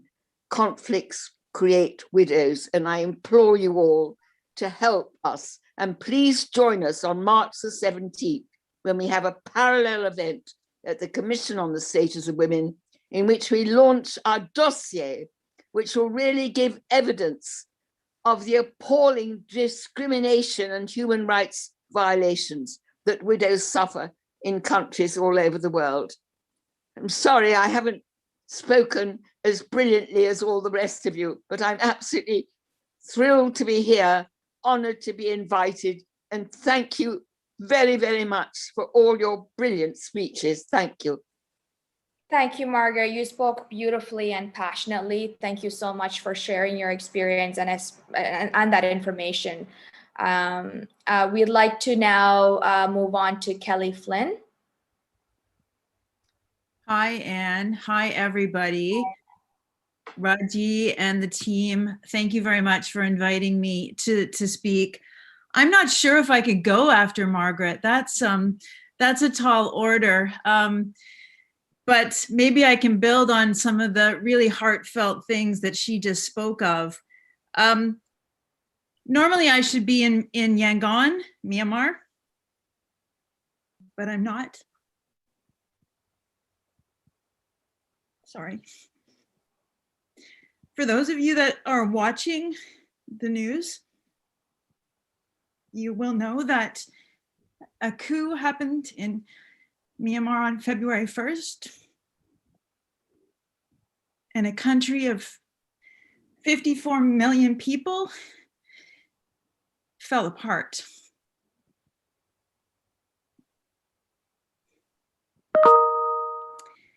"56 innocent civilians have been killed in less than 5 weeks. Over 2,500 have been detained where their whereabouts have not been confirmed, and they have not received legal access to legal assistance. There remains over 1 million stateless, undocumented Rohingya outside of Myanmar, and equal to more or less another 1 million inside Myanmar who face discrimination, conflict, and uncertainty in an uncharted, unpolitical, known future without no sense of legal documentation. Myanmar is a country where 52% of the population are women. And currently, right now, I would say approximately 45% of the protesters on the streets around the country are women. And they go out there with longjis, sarongs, plastic hard hats to defend democracy in their country. Myanmar has amazing diversity, over 135 recognized ethnic groups, but hundreds of subgroups and sub-linguistical groups. There are over 21 recognized armed ethnic organizations in the country and hundreds of armed militia. This is a very complicated country. It borders 5 other countries in the region, one being China, obviously, and the other being India. They are sandwiched between what I call political impossibility. This is by and large, this is a Buddhist dominated country, but with many religious ethnic minorities. And this is a country where under religious law, as well as union level law, constitutional law, that a male monk of age 6 will hold more rights than a female monk at age 80. And that is the state of affairs. I take the opportunity right now, I'm not going to talk about my role and how I got here as a woman, but I'd like to take the opportunity to speak about Myanmar and the women there that face the impossible with amazing bravery. Aung San Suu Kyi was mentioned earlier by another speaker. And I'm conflicted over the leadership of this woman in this country. And I speak for myself here, not anybody else or affiliates to who I work with. But because you have a female leader in a country does not mean that gender rights and equality are guaranteed, nor are they protected. Aung San Suu Kyi was democratically elected in 2015 and had held office of the state councilor for 5 years. And she did nothing legally to reform any laws that protect women as civilians in Myanmar, from data security to telecommunications laws, to banking laws, to land tenure and land restitution laws. She was ousted on February 1st in a contestation of the elections in November by the Burmese military, referred to as the Tatmadaw. But her role as state councilor prior to the coup should be discussed and be under review in terms of what she has done or not done for the women of Myanmar. I wanted to speak a little bit to this morning, or actually it's my morning for many of you, it's the evening, around women, peace and security in Myanmar. A peace process in Myanmar started 10 years ago officially, and the state of women's participation in that process has been deplorable. In terms of its upkeep to the international standards of 30% women participation, meaningful participation, Myanmar has merely come close to scratching 17% of meeting that international standard. In terms of women's roles in the peace process, the conflict in Myanmar, or the conflicts in Myanmar, have been highly masculine. They've been asymmetrical, and that has been transferred into the peace process itself, where the meaningful role of women has been diminished to being masters of ceremonies, moderators, and basically women on the arms of male representatives at social events and high-level dinners. In terms of a way forward for increasing women, peace and security, and all that is embodied in UN Resolution 1325, I have a few points I'd like to stress, and then maybe come to the discussion later. There needs to be extreme accountability to holding people accountable to committing to bringing women to the table in a meaningful way. Organizations, the diplomatic community, international aid, etc., all need to look at themselves internally and practice internal commitment to women's representation, and then practice and outreach that in external environments, political environments. There needs to be dedicated resources, consistent strategic and technical support to women to bring them to a level of confidence that can have them sit at the top table with men and not feel they have to always be defending why they earn a seat there and why they should be there. We need to end the silos that make gender and women's participation an afterthought, something that's out there in the far corner that we never think about until after it's done, or when there's an issue and we realize maybe it would have been important to have a woman involved or the voices of women, and it becomes an afterthought and a correction. We need to look at gender mainstreaming, not as something that's thematic, but something that is essential, it's critical, and it's central to all that we plan, we strategize, and we implement. We need to end the silos of making women and women's rights a one-day event on the calendar of 365 days. And then we all go back to our lives and not think that anything that we talked about here or on Monday as being important. And that needs to happen in politics, and particularly for me, in my opinion, in the transition of peace and peace process. We need what I call a smart track 2, which means that we move women from peace building and social work initiatives into meaningful peacemaking, negotiations, and moderation of conflict management. We need to build an ecosystem around the skills and wonderful outcomes of women in peace building and move that into policy, into dialogue, and into negotiation outcomes. This is something that I'm trying to achieve in Myanmar. In a post-coup environment, now with a military dictatorship in place, I would say I have more than my work cut out for me. Defining meaningful participation. I made a commitment to myself in 2018 that I would not attend any high-level political events in Myanmar that had me sitting with the wives of politicians, political party leaders, and government officials, because that was where I was put. I also made a commitment that I would never go to an event that had ethnic women in ethnic costumes dancing and performing as an opening ceremony for what was going to be a political dialogue or discussion for men that would follow. I've held that commitment for now almost 3 years, and I've been encouraging other Myanmar women to do the same. I now have protected a team of 25 national staff who have often been invited to wear their ethnic clothes to play dress up for an event, and encourage them to refuse those invitations to protect their own dignity.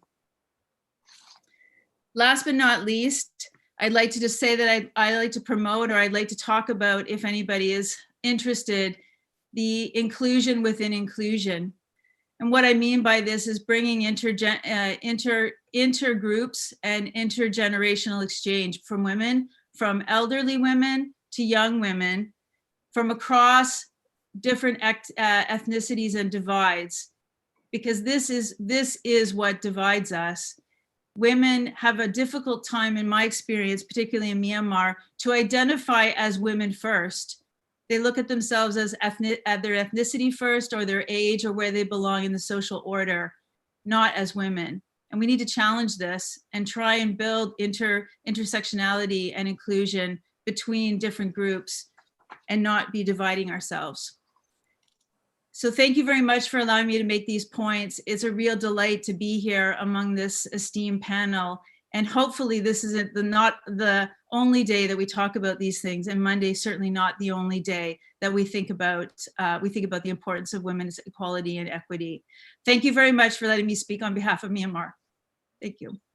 Thank you, Kelly. That was great insight as well. And, and absolutely, you're absolutely right. This is not the only day we should be carrying this conversation. But a lot of the panel, even the media out here that's participating, I'm pretty sure this conversation will be evolving, and let's just hope that we do that. Something that Margaret have mentioned is that for us to have a just democracy, we need to put women at the center of it. Women's needs and rights are different depending on which part of the world they live in.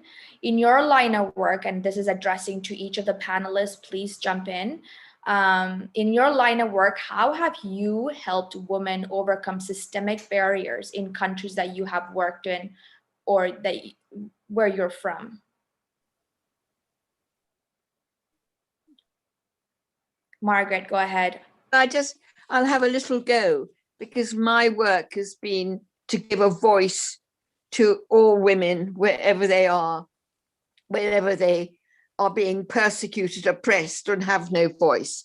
So it's not just widows. I've tried to do that for the Kurds, for the Tamils, for the Kashmiris, the Baluchistans, the Rohingya. And the only way I can really do that is also by whenever we do these parallel events at the Commission on the Status of Women. But the trouble with that one, and many of you at this meeting will have been in New York when we could still go there physically, is that we're the one side of the road. We're in the ghetto, the other side of First Avenue, talking about what is really happening to women and getting these voices up there. And then in the other side of the room, in the UN building, there are these ministers, even ministers from incredible, terrible, authoritarian, racist, misogynist regimes, which are talking as if they're on another planet.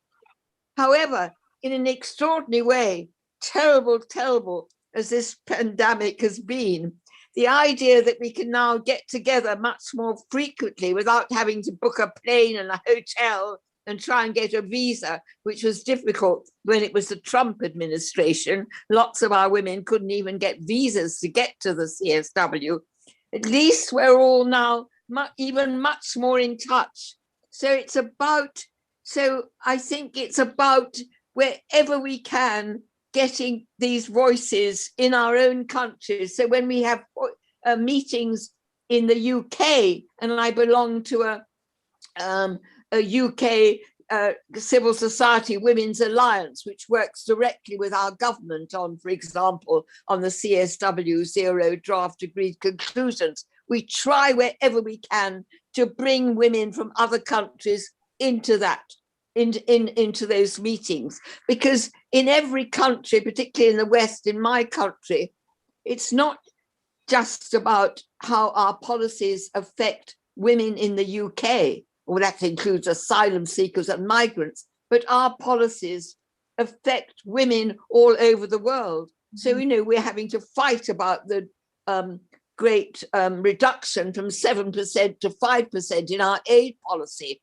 or the way that DFID has been merged into the Foreign Office, in which we're really worried that we used to lead on looking at gender equality in the context of the reduction of poverty.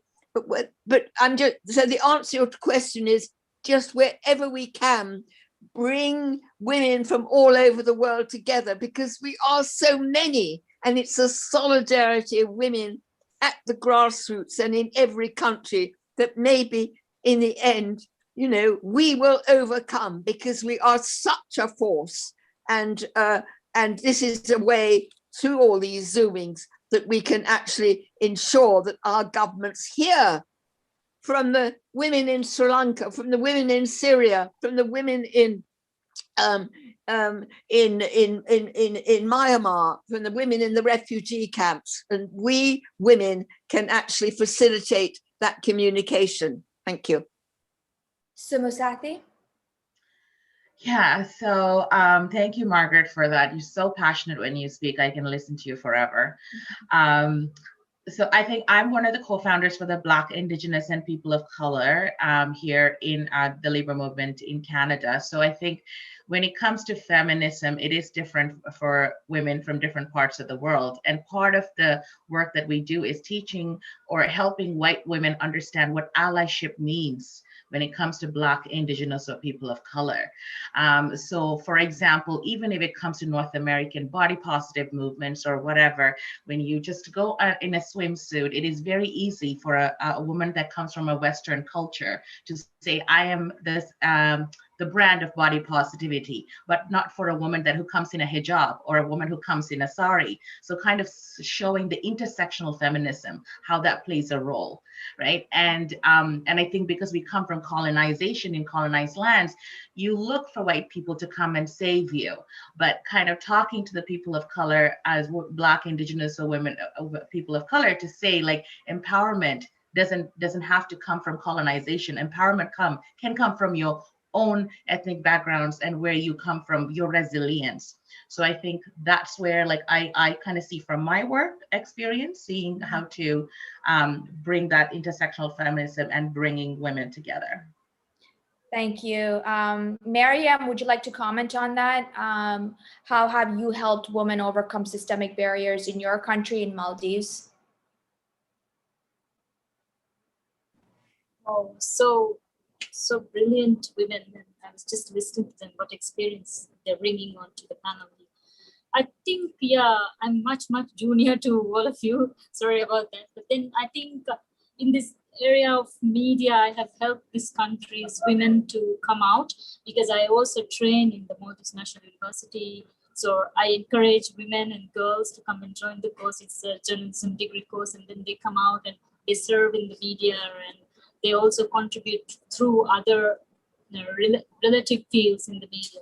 So I am a trainer as well. So in that field, I try to put knowledge on women in development through them to the communities and in a more bigger picture. And on the other side, as I told you, I work for the blind here at the visual impact. So this is a country where they still don't have a formal schooling system for the blind. So I have been lobbying for it, and I've been working on it, and then we have slowly established things which they can do. Especially in the blind community, we have like registered around more than 1,000, and then half of them are girls. So they need their basic education. They need more other fields of work, and they just can't see, but they're very intelligent people. So they are just like us. They need to develop. So I also tend to give my support to them to come out in the community work and study, and give them confidence to come out and be a part, just like normal people like us. So this in these kind of areas, I do contribute to the women in development of the country. Mm-hmm. Thank you, Miriam. So what I'm hearing is engaging women from different parts of the world in conversations, in discussions, and bringing them to the table, teaching, and from North American perspective, teaching Caucasian women about allyship, and empowering BIPOC women and BIPOC individuals to be empowered. Dee, do you want to comment on your experience? You have definitely worked with Tamil women, and how what were their barriers, and what did you have to do to sort of help them overcome their barriers?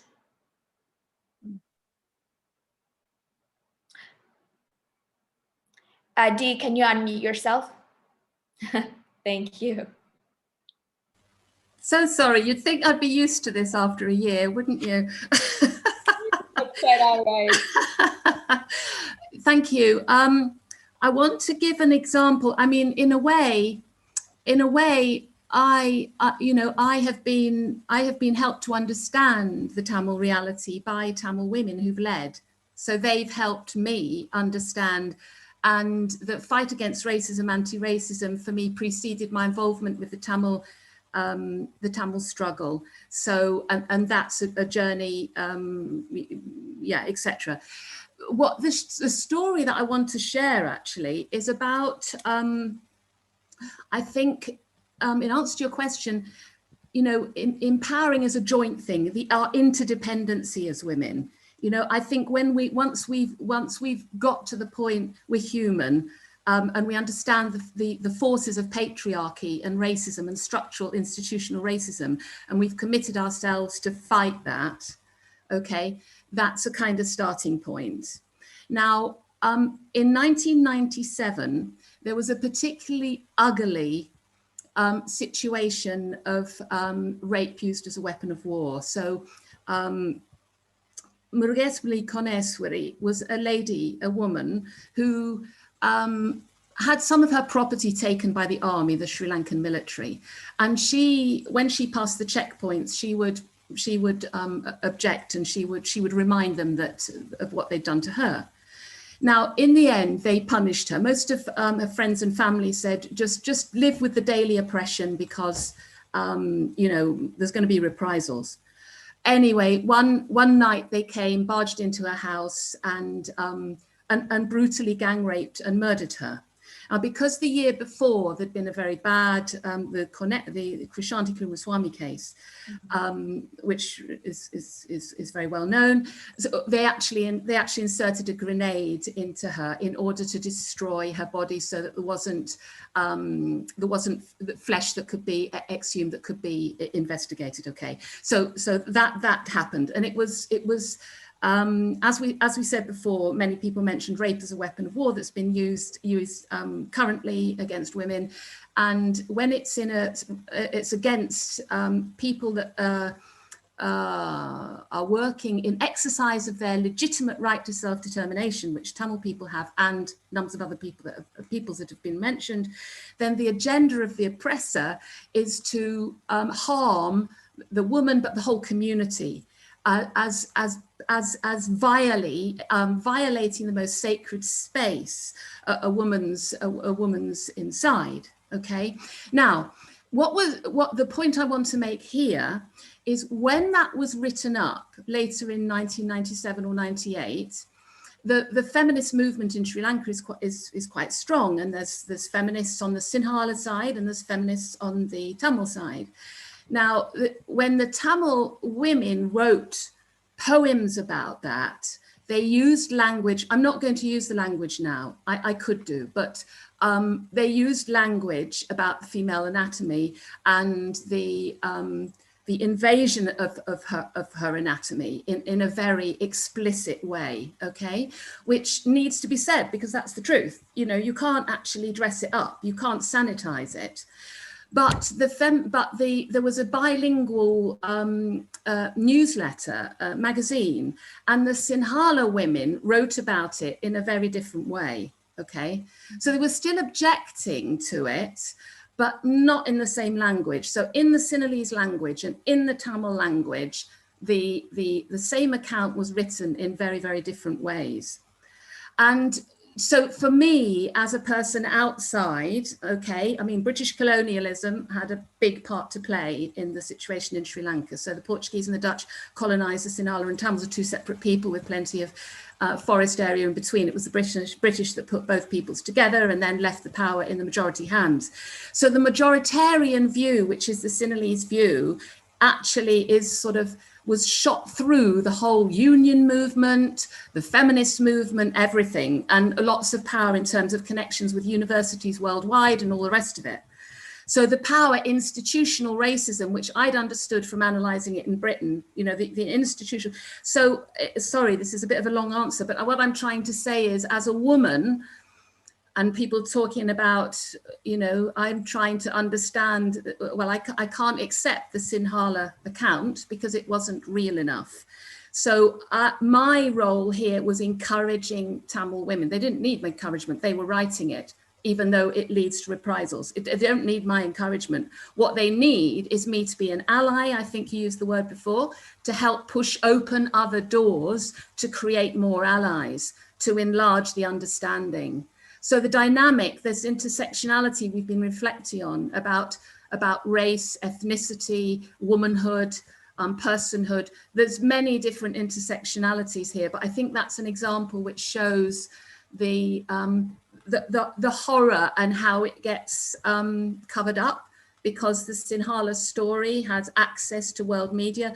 At the time when you tried to, Marianne's a journalist, I was trying with Reuters and so on to get to because the reporting was always completely biased. So, you know, we were just vilified really, supporting Tamil people, but reporters just wouldn't take it because they would take the majority view. So I think solidarity and trying to cut through the forces of oppression, whatever they are. So, but yeah, to align ourselves as women with the woman's experience and denounce it, and to support women if they're going to use the language that's very clear and very brutal, because I'm sorry, but that's the truth. And genocide is not very nice. And that's why it gets denied and covered up, because people can't handle it. And that was what was happening in, sorry, it's a bit of a long answer, but that's the example that I wanted to share. Thank you, Dee. Kelly, why don't you contribute to this in the perspective of women in Myanmar? some of the barriers they faced, and how were you able to navigate and maneuver to lend your allyship? Yeah, I mean, I think I'd like to build on what Dee just said. I mean, I think particularly in the greater Asia region, South or Southeast Asia, and I had the honor to work in northern Sri Lanka back in the 2000s. So I can really appreciate a lot of the remarks being made around the Tamil experience. What I'd like to say is that, you know, because relationships are so key, I think building trusted relationships with a variety of women of all ages and all backgrounds for me has really been a strategy. In Asia in particular, with young women, is giving them a trusted space to encourage them that they can say no to social commitments and polite sort of conduct. And as young women in particular, not have to bow to the traditions in meetings or at conferences or in political gatherings, etc., to play a certain role, and to give them the confidence and space to be able to refuse to take on those roles. That's something that I think I've really worked hard on for the last 8 years in Myanmar in particular. And I guess the other thing is make sure that what needs resourcing is resourced. I mean, this is, I think, really, really critical, is that if you're working in environments or communities where there aren't spaces, there's not common space, or there's not common commitment and resources to move young people, people of diversity, people of different communities, and women together, is start to get loud about that and find the resources and commitment and accountability to do that. And that's work. I get it. It's work, but it's work that that should be undertaken and maintained, and the safeguarding of that space. These are the things I'd make. Thanks, Anne. Absolutely. We are running a little bit of time. So in the next question, if you guys can, wrap up your answers within like a minute or two. I'm so sorry to put a time crunch in your responses. This is actually very enlightening for a lot of us. We talked about women in the line of work. I want to sort of focus on your own, journey as well. What are some of the challenges that each of you faced in your current role or in your career?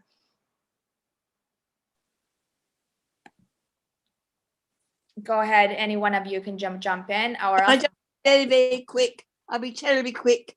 Yes. The challenge is, I think that we've all got so many issues. There's so many issues to do with the status of women and gender, that in a way, we're not coming together enough, because we're always pushing our own issues, not seeing that they all connect.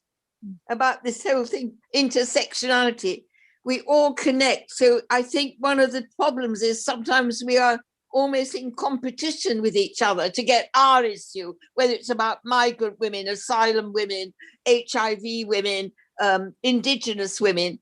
And so and there's some people, like older women, have got an incredible resource. So they get a general recommendation at the CEDAW. They get lots of resolutions and things going. But because we've got no resources, we depend upon voluntary donations. I mean, Widows for Peace to Democracy operates from my kitchen. We don't have any money.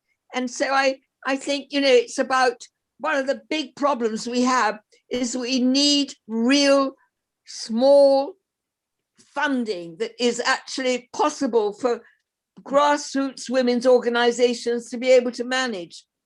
Not great big millions that they can't monitor. But I just think that we mustn't be in competition. We really have got to be all together. Thank you. Sumasati? Yeah, so I think with my personal challenges, like right now when I'm hearing Dee speak about what is happening to my people in Sri Lanka, it's a huge emotional trigger. And the reason is because being in Canada for 25 years, living with parents who claim refugee status, are survivors of the 1983 Black July massacre.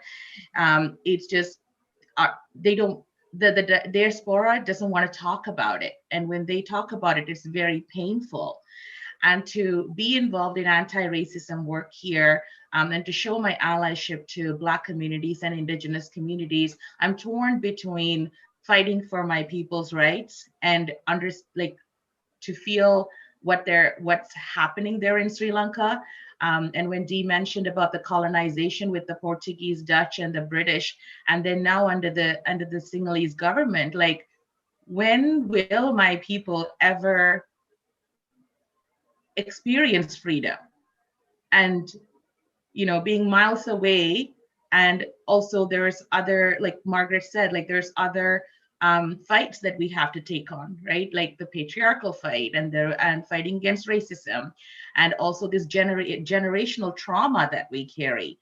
And these are continuous daily, I guess, battles for me when I'm in that space. And I don't know, where does healing start? Where does healing start for my people? And where does healing start for me?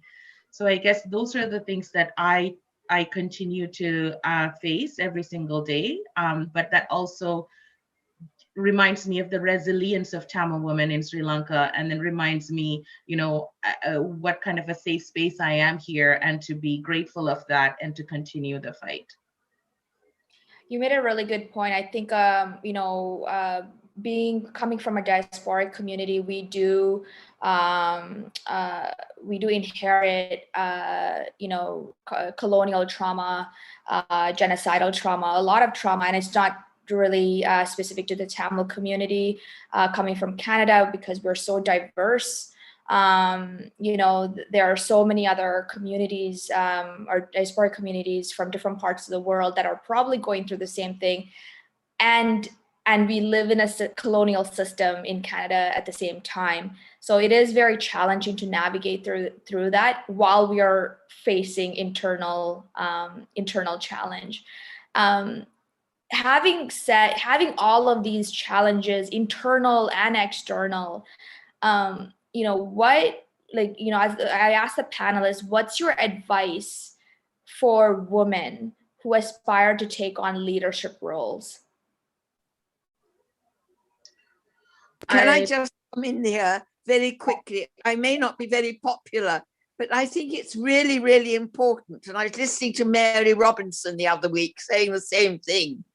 It's very important that we get men on our side, men and boys on our side. And as Mary Robinson said, in every country, there are lots of what we call serious men who also understand that you can't have justice or peace or stability unless you have women's empowerment and gender equality at central. So I just think that we've got to do much more. And I also think we've got to do much more to get into the formal and informal education curriculums in the schools. I mean, in my country, the UK, I go and talk in a school and they've never even heard of the CEDAW.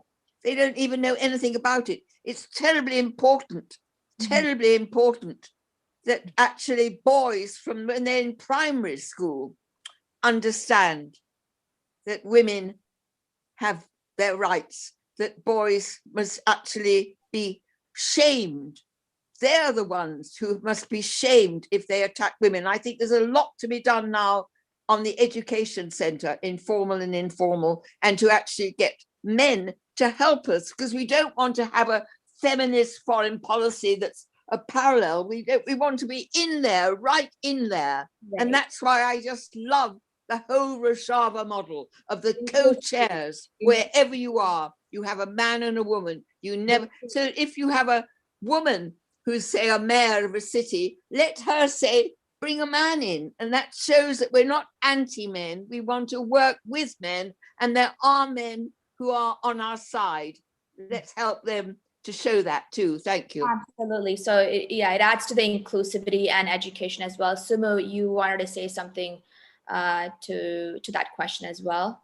Yeah, so like I think in terms of like moving forward, like what Kelly said earlier, decline to be in oppressive spaces.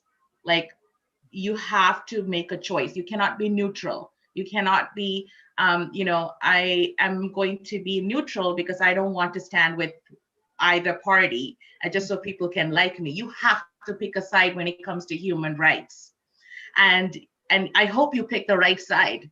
And also the informal education that Margaret said is that the collaboration, the allyship with other women, such as Dee, who has gone and lived and carrying those stories, and how do we connect with these women, because we have been put in our spaces in this patriarchal society to fight alone. So how do we build that collaborations? And like Margaret said, what does allyship with men look like? That means challenging when people are being complicit to racism or sexism and continuously speaking up and teaching allies how to, it's okay to fail, but you come back and then you fight again with us. So I think those are my things for moving forward. So how can, like speaking on educating boys, how can men be more involved in challenging the system? How do we engage them in these conversations? And can I jump in here? Of course, Kelly, go ahead. One of the things that I struggle with a clear answer for this, but one of the things that I've learned, and I am, this is, I think, the great thing about being in your 40s, I have no problem declaring that, is that I know I have to keep learning what this means myself. So when we fall into traps of thinking we've had enough exposure or enough experience and we've got some expert thoughts and things, that's for me a red line. So it's about constantly learning as just a human being to understand, particularly what does masculinity in conflict look like, or masculinity in peace processes, or masculinity in our societies, whether it's the union environment, or it's working in universities or as a journalist, etc. I think this is really important. For me, this is really important, is to understand, because I think by understanding that or learning about it, we start to understand men and the burdens that they have, that they might not agree to, but are being put and imposed on them. I'm not saying this is all men. Trust me, I'm very clear on that. But I think it's about an understanding, and it's not, for me, it's not about who you are. It's about what you do with who you are, and that spans gender. That spans men, women, boys, girls, ethnicities, nationalities. So that's, for me, is my place of departure. It's not about who you are as an individual. It's about what you choose to do with who you are. And for me, that's a place to start. Thanks. I think we're going to take some questions from the rest of the audience right now.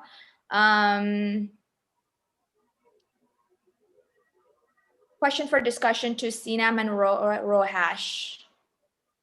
Do you have documentation or some survivors of war crime against women in Afrin who are able to speak out, and how can we all support? Yeah. Shall I speak? Okay, thank you so much. Go ahead. Yes, of course, we have a lot of documents. I mentioned about the crimes, committed in Afrin. It is not just numbers. We have names, we have documents, with names, in pictures, and we have also the survivors of these women who came and they spoke out. Unfortunately, some of these women, they are inside Afrin, they are not able to speak because of the threat will be on them and their family.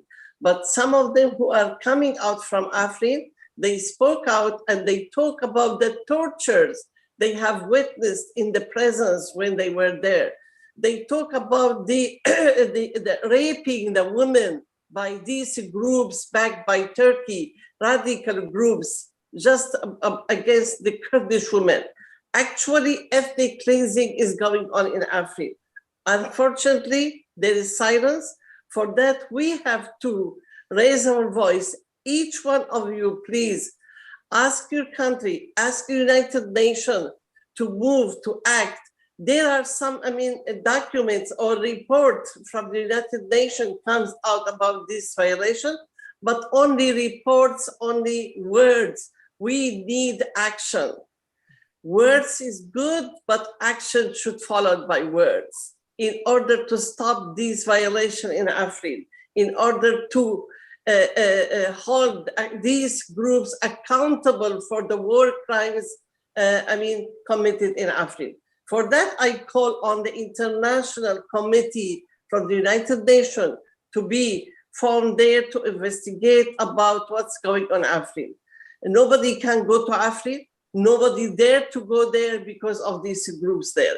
If the United Nations have to hold this responsibility to send some independent committee, and from all over the world, from each of you, maybe from your world, you can have to ask this committee to join this committee. I have here many of the Americans women, they said we are happy to go to Afrin and investigate, but we need the guarantee to protect us. You know, this is the problem. So for that, I would like to thank you all. I mean, what's going in Afrin, it is there is silence about that. And this is what frightened me as a woman from Afrin. I know many women there in Afrin, they are still under this threat. Many Yazidi women who has been forced to go to the mosque and to be a Muslim. So there is no freedom of religions, there is no equal genders, and this is what's going on. Thank you. I don't know if Rokash can thank you. Thank you for that. Is there like a website or any resources that our audience can take to Yes. when they speak to their representatives, political representatives? Yes, there is one here. I mean, in the United States, there is a woman, a researcher. She has now, joined or engaged in the fight, which is called the group, the Missing Women of Afrin group. Mm-hmm. She's working on that. I can send you even now in the link there. Her link. I have sent many of the articles also, which talking about torturing these people of Afrin with the presence of the officials, Turkish officials, people. They were in this investigation and torturing these people in Afrin. So this is what we can say, that the engagement of the Turkish officials also in this torturing and committing the crimes. Right. Going back to the panelists, one final question I have for each of you. Just 1 second, I can say oh, yes, one point. Hello. Yes, of course, for sure. Maybe Sinam analyzed and highlight many important points. Just I would to say, I shared now just a document about the woman situation, how many women killed by a document in a group. Just I would to give example. Before 2 weeks, a woman ran away from Afrin, and she arrived to Kobani, city of, and now her situation is very difficult because she was more than 2 years in prison in Afrin, present of Farid Hamza, they call it the group, and she told it every night they was coming to rape me every night. And now we try to she going to try to speak, but I can't give her name because she doesn't feel well now. Not just in Afrin, the situation same in Grecipi, Tel Abyad, same in Ras Al Ain, Serikaniye, and many different areas. For example, Havrin Khalaf, she was a political woman leading a politics party. They killed her between Ain Isa and Kobani. They killed her, and she wasn't military, just she was a political woman.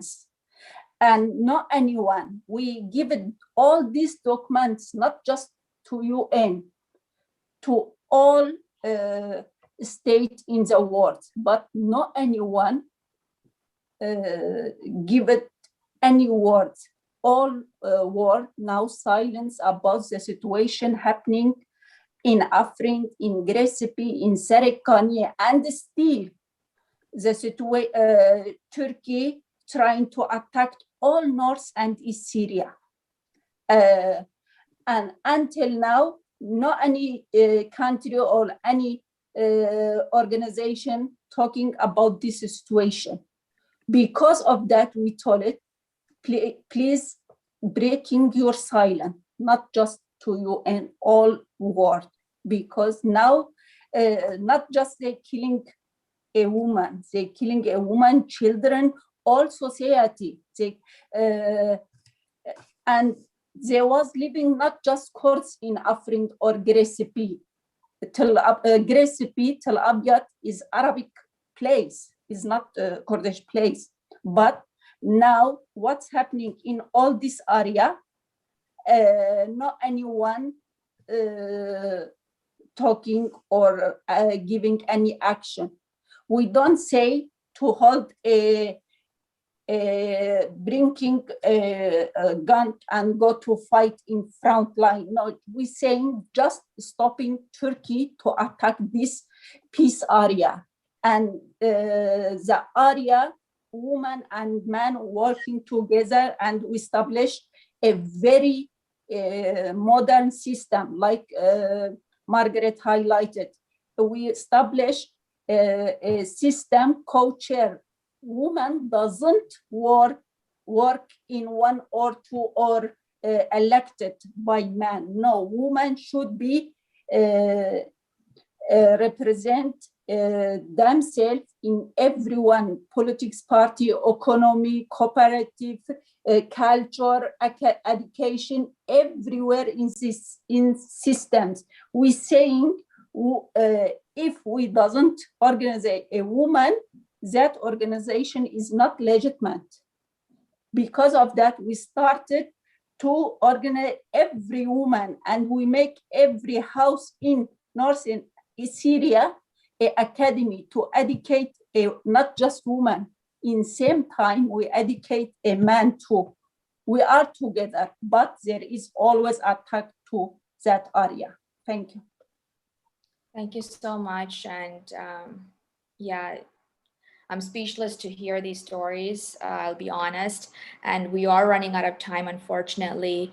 And before we close this panel, I do want to go back to the panelists. You know, choose to challenge is the theme. And I feel like there's so many different challenges that an infinity amount that we have to choose from. To the panelists, you know, what does each of you choose to challenge in your line of work or life? I just say, why is there such silence about millions of widows of all ages and half widows, and the terrible suffering in so many of them who are refugees, in migrants, in terrible sordid surroundings, where they're also now very vulnerable to COVID-19. Forget about water or self-distancing or PPE. I mean, why is there such a silence about widows? Please help all of you to get this on the international agenda. Thank you. Thank you, Margaret. Kelly? Yeah, thanks, Anne. I guess, you know, and I don't want this to sound like a cliche, but yeah, I challenge, I speak to power all the time. I speak up, I challenge it, I question it, I yell at it, I break glass. Exactly, truth to power, truth to power. Thanks, Mark. I can go next. Like Dee said, I'm a Tamil woman, so, and I have two oppressors, which is the colonizer and also the right now the Sinhalese government. So I have to continue to challenge. I have no choice. There is no choice. So I will continue to challenge those oppressions. Mariam?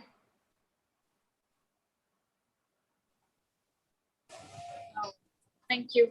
That's that power to, I'm sure, power to all of us. I think for us in a small state, the challenge is a little bit different because, as you know, Maldives is very scattered and we have around 2,210 islands and they are divided into 19 to 20 atolls.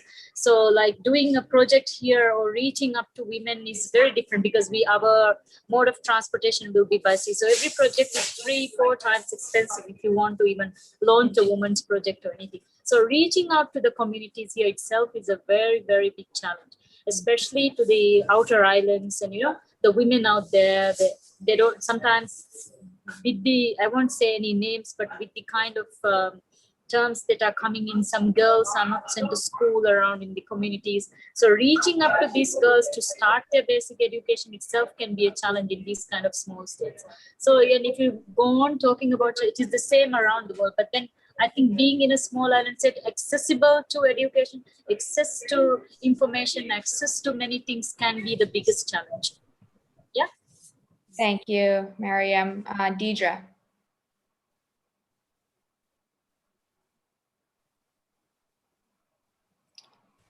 Yes, challenging the Sri Lankan government on its oppression. And secondly, challenging where there is fear about speaking out, whether it's racism in Britain, racism against Tamils, whatever it is. And I'd just like to share a quote from Audre Lorde on not being afraid. When I dare to be powerful, to use my strength in the service of my vision, then it becomes less and less important whether I'm afraid. Because I think sometimes when we do start to challenge, we do actually encounter some quite difficult things that come our way. And that's okay, because it shows we're doing something positive, we're going for change, and not to lose hope, but to kind of challenge that fear and yeah. We can't be complicit anymore. We need to challenge the system, dismantle them, and break those barriers as much as possible. And we need to collaborate and lend our allyship. Yeah.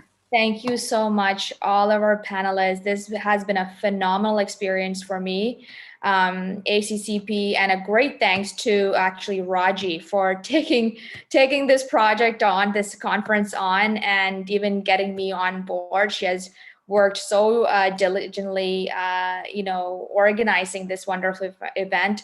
Please, a round of applause for Raji and ACCP. Great conversations, and we spoke a lot about a lot of problems around the world happening right now, especially I think a lot of those issues has intensified due to COVID or coming to surface due to COVID. Please post the resources, any information that you guys have for us to learn more. Please post it on the chat. So that could be our takeaway from this conversation. So we continue this conversation forward and it doesn't end here. And that's it for me. I pass it on to Raji. Thank you so much for this excellent panelist and our moderator for this wonderful time. I hope that everyone enjoyed this panel and it was really, very meaningful and eye-opening to everyone. So once again, I thank you all for this wonderful event. So I just wondering, anyone you have any questions, other speakers, or anyone you want to share something, please jump in. So who wants to share your thoughts or anything, please, or raise your hand. So just jump in. So we have about 10 minutes that you could share your thoughts about this event or something, your own opinion. Please go ahead, please. Can I just again talk about the militarization and arms manufacture and arms sales. And the United States and the United Kingdom are the biggest seller of arms to Turkey. And I think we're selling arms to India, although terrible things are happening in Kashmir. It's the most militarized anywhere in the world. There are, 100 soldiers to every one woman. And now in India, they've passed an Armed Forces Empowerment Act, which says that no soldier will ever be accountable for any act he's done whilst in uniform. It's almost encouraging soldiers to rape Muslim women. And so gang rapes are going on all the time, particularly in remote country areas. But I just think that we who live in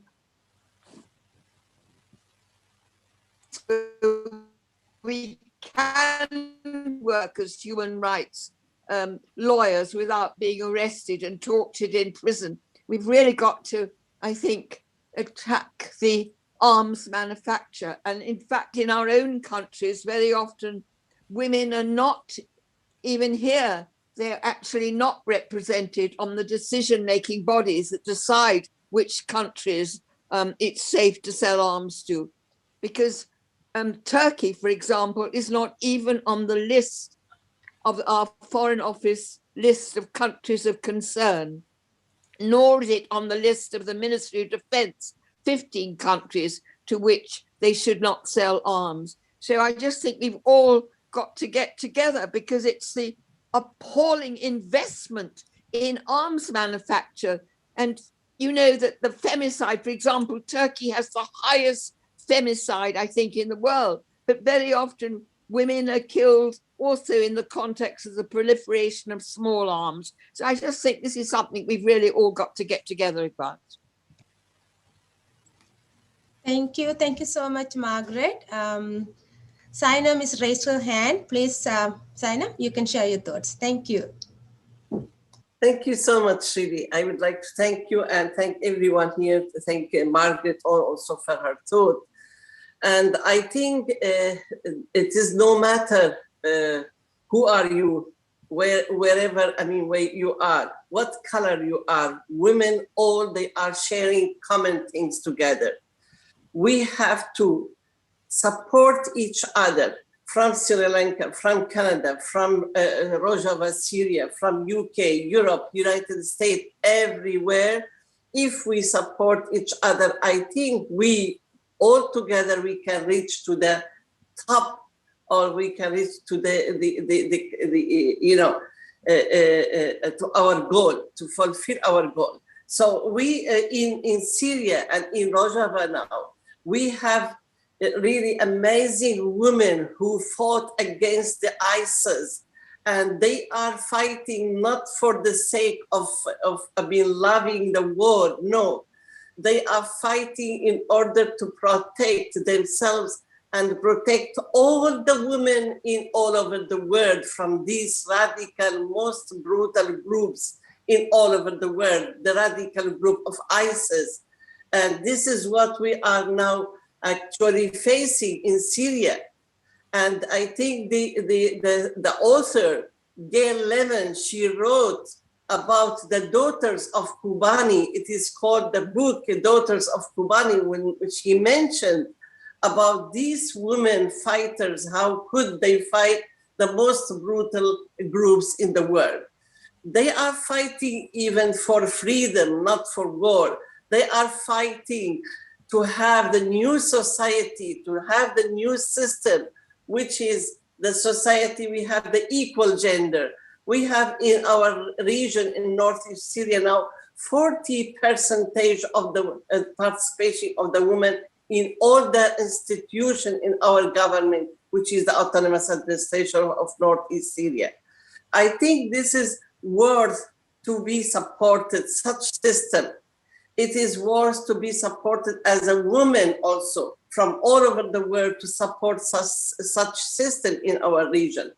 Even I could say that women could play a very great role in policy, in diplomacy, in society, in culture, in economy, because in each side, each one of you, we have a very powerful strength. We have really power if we can point to our goal and to reach to this goal together. This is what we need. We are not against the men.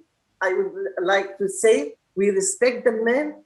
We both together, side by side, going with men, but not allowing the men to lead us, and we have our own decision. This is what I need to clarify about our system in Rojava and in Northeast Syria. Thank you so much for giving me this opportunity. I'd like to thank ACCP for this actually conference. Thank you. Thank you. Thank you so much. You're making really valuable point there. So it's really appreciated. Anyone, we have about 7 minutes. Anyone, they want to say anything about for her opinion? Or Raji? Yes, go ahead, please.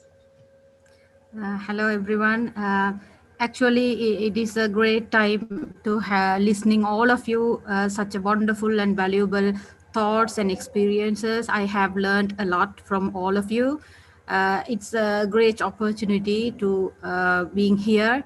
I personally thank to Sister Raji and ACCP to organizing such a wonderful event here. And this is not actually an end. We shall strengthen our togetherness beyond all the differences that we have, and also with the collaborative work, we can go forward with in an efficient manner. I hope. God bless you, all of you. Thank you. Thank you. Thank you so much, Larina. Next, Anne raised her hand. Anne, please go. Yeah, I just want to ask, where this recording is going to be broadcasted, and, for future reference, where we can have access to some of this discussion. Yes, it's all live. So many medias. We also have recording. Yeah, whoever wants, we can share the video also. No problem at all. Thank you. So anyone else? We have 5 minutes. Anyone you want to share your ad or something, or you want to say something? Please go ahead. Okay, Rogas, go ahead, please.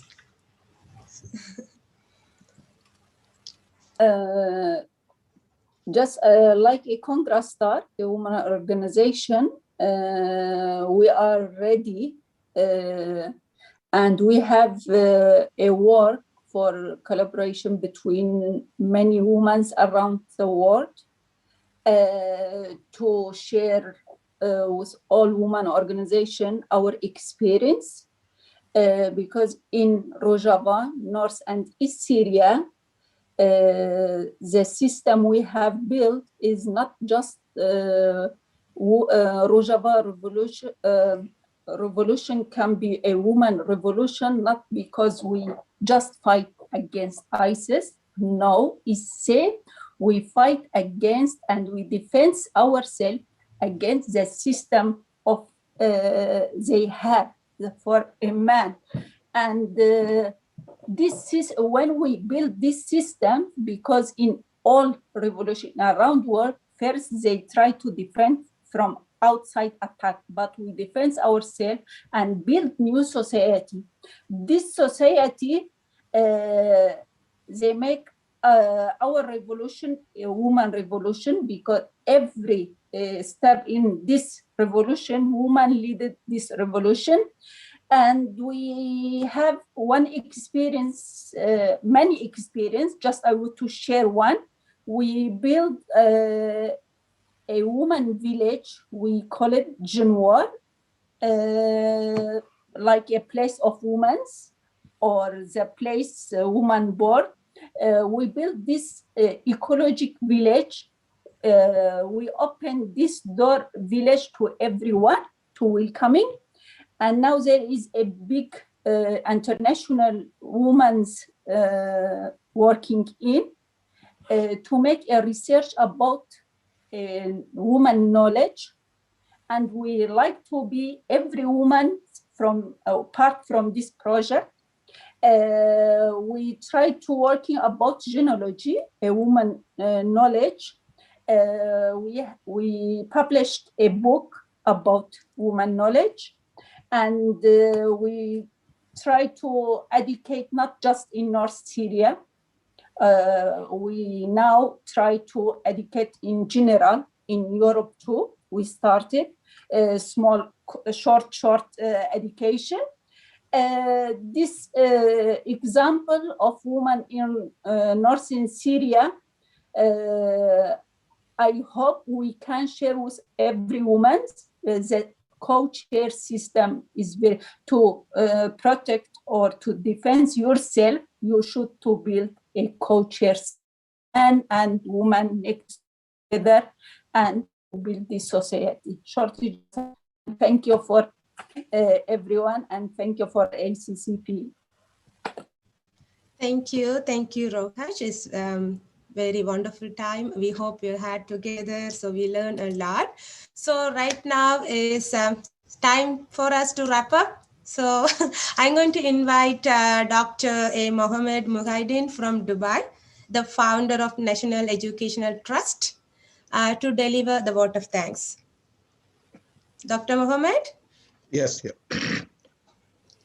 Assalamu alaikum. Good morning, good evening, good night to all. Vanakkam, ella pugalum iraivanukke.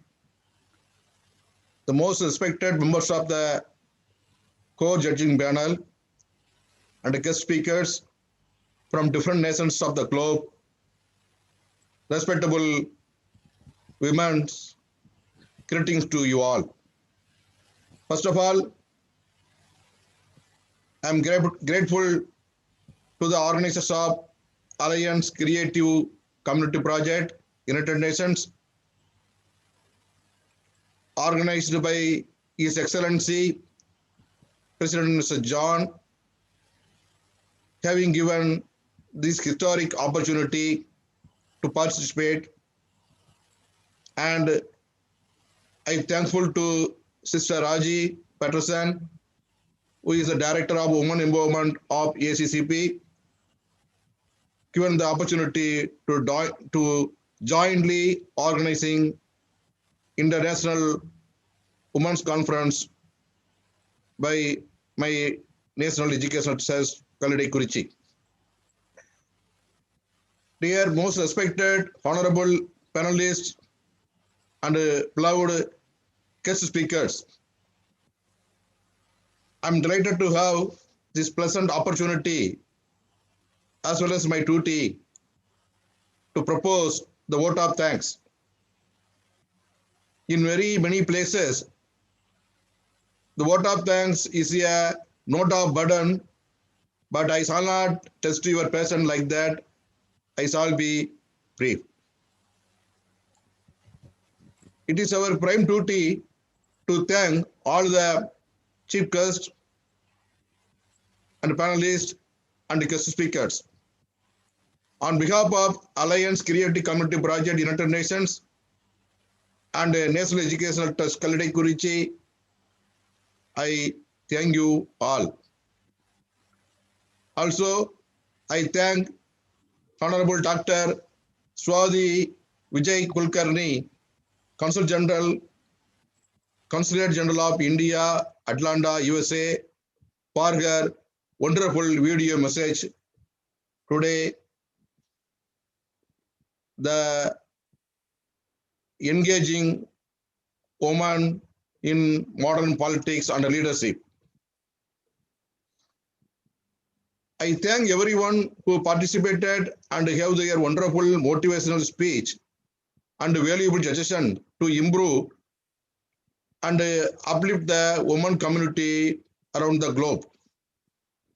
But time may not be permitted to me to thank one individually by name.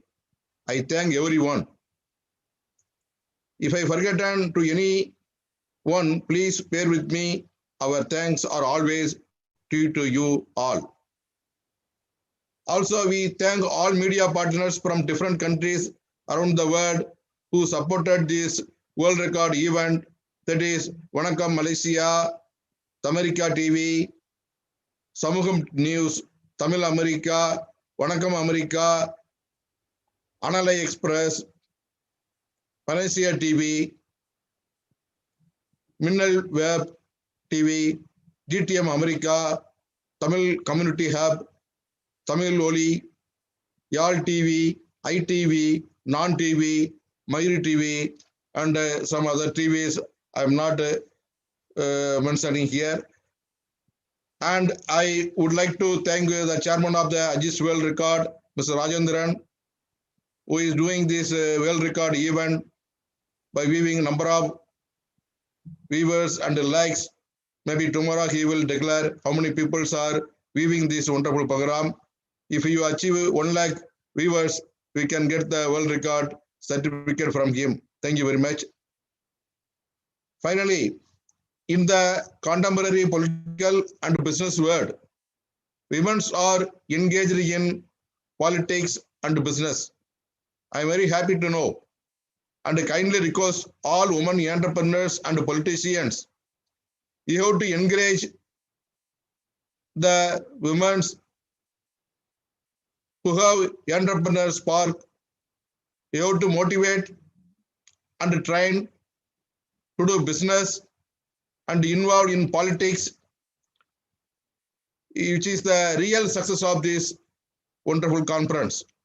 Hope you all train and educate and motivate the women in all our areas throughout the world. Thank you very much. Happy International Women's Day. Thank you, thank you, thank you. Thank you so much, Dr. Muhyiddin. I need to thank him for jointly organizing this wonderful event with us and working alongside to make this event successful. It would be very difficult to make this remarkable event successful without him. Once again, I thank you for all for joining us and supporting this event to be successful. And I'm wishing you all very happy Women's Day to the most amazing women in the world.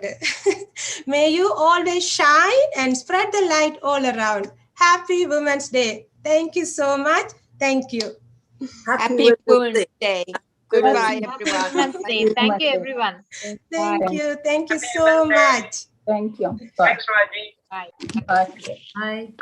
Thank you. Yeah, thank you so much. Thank you. Thank you. Bye.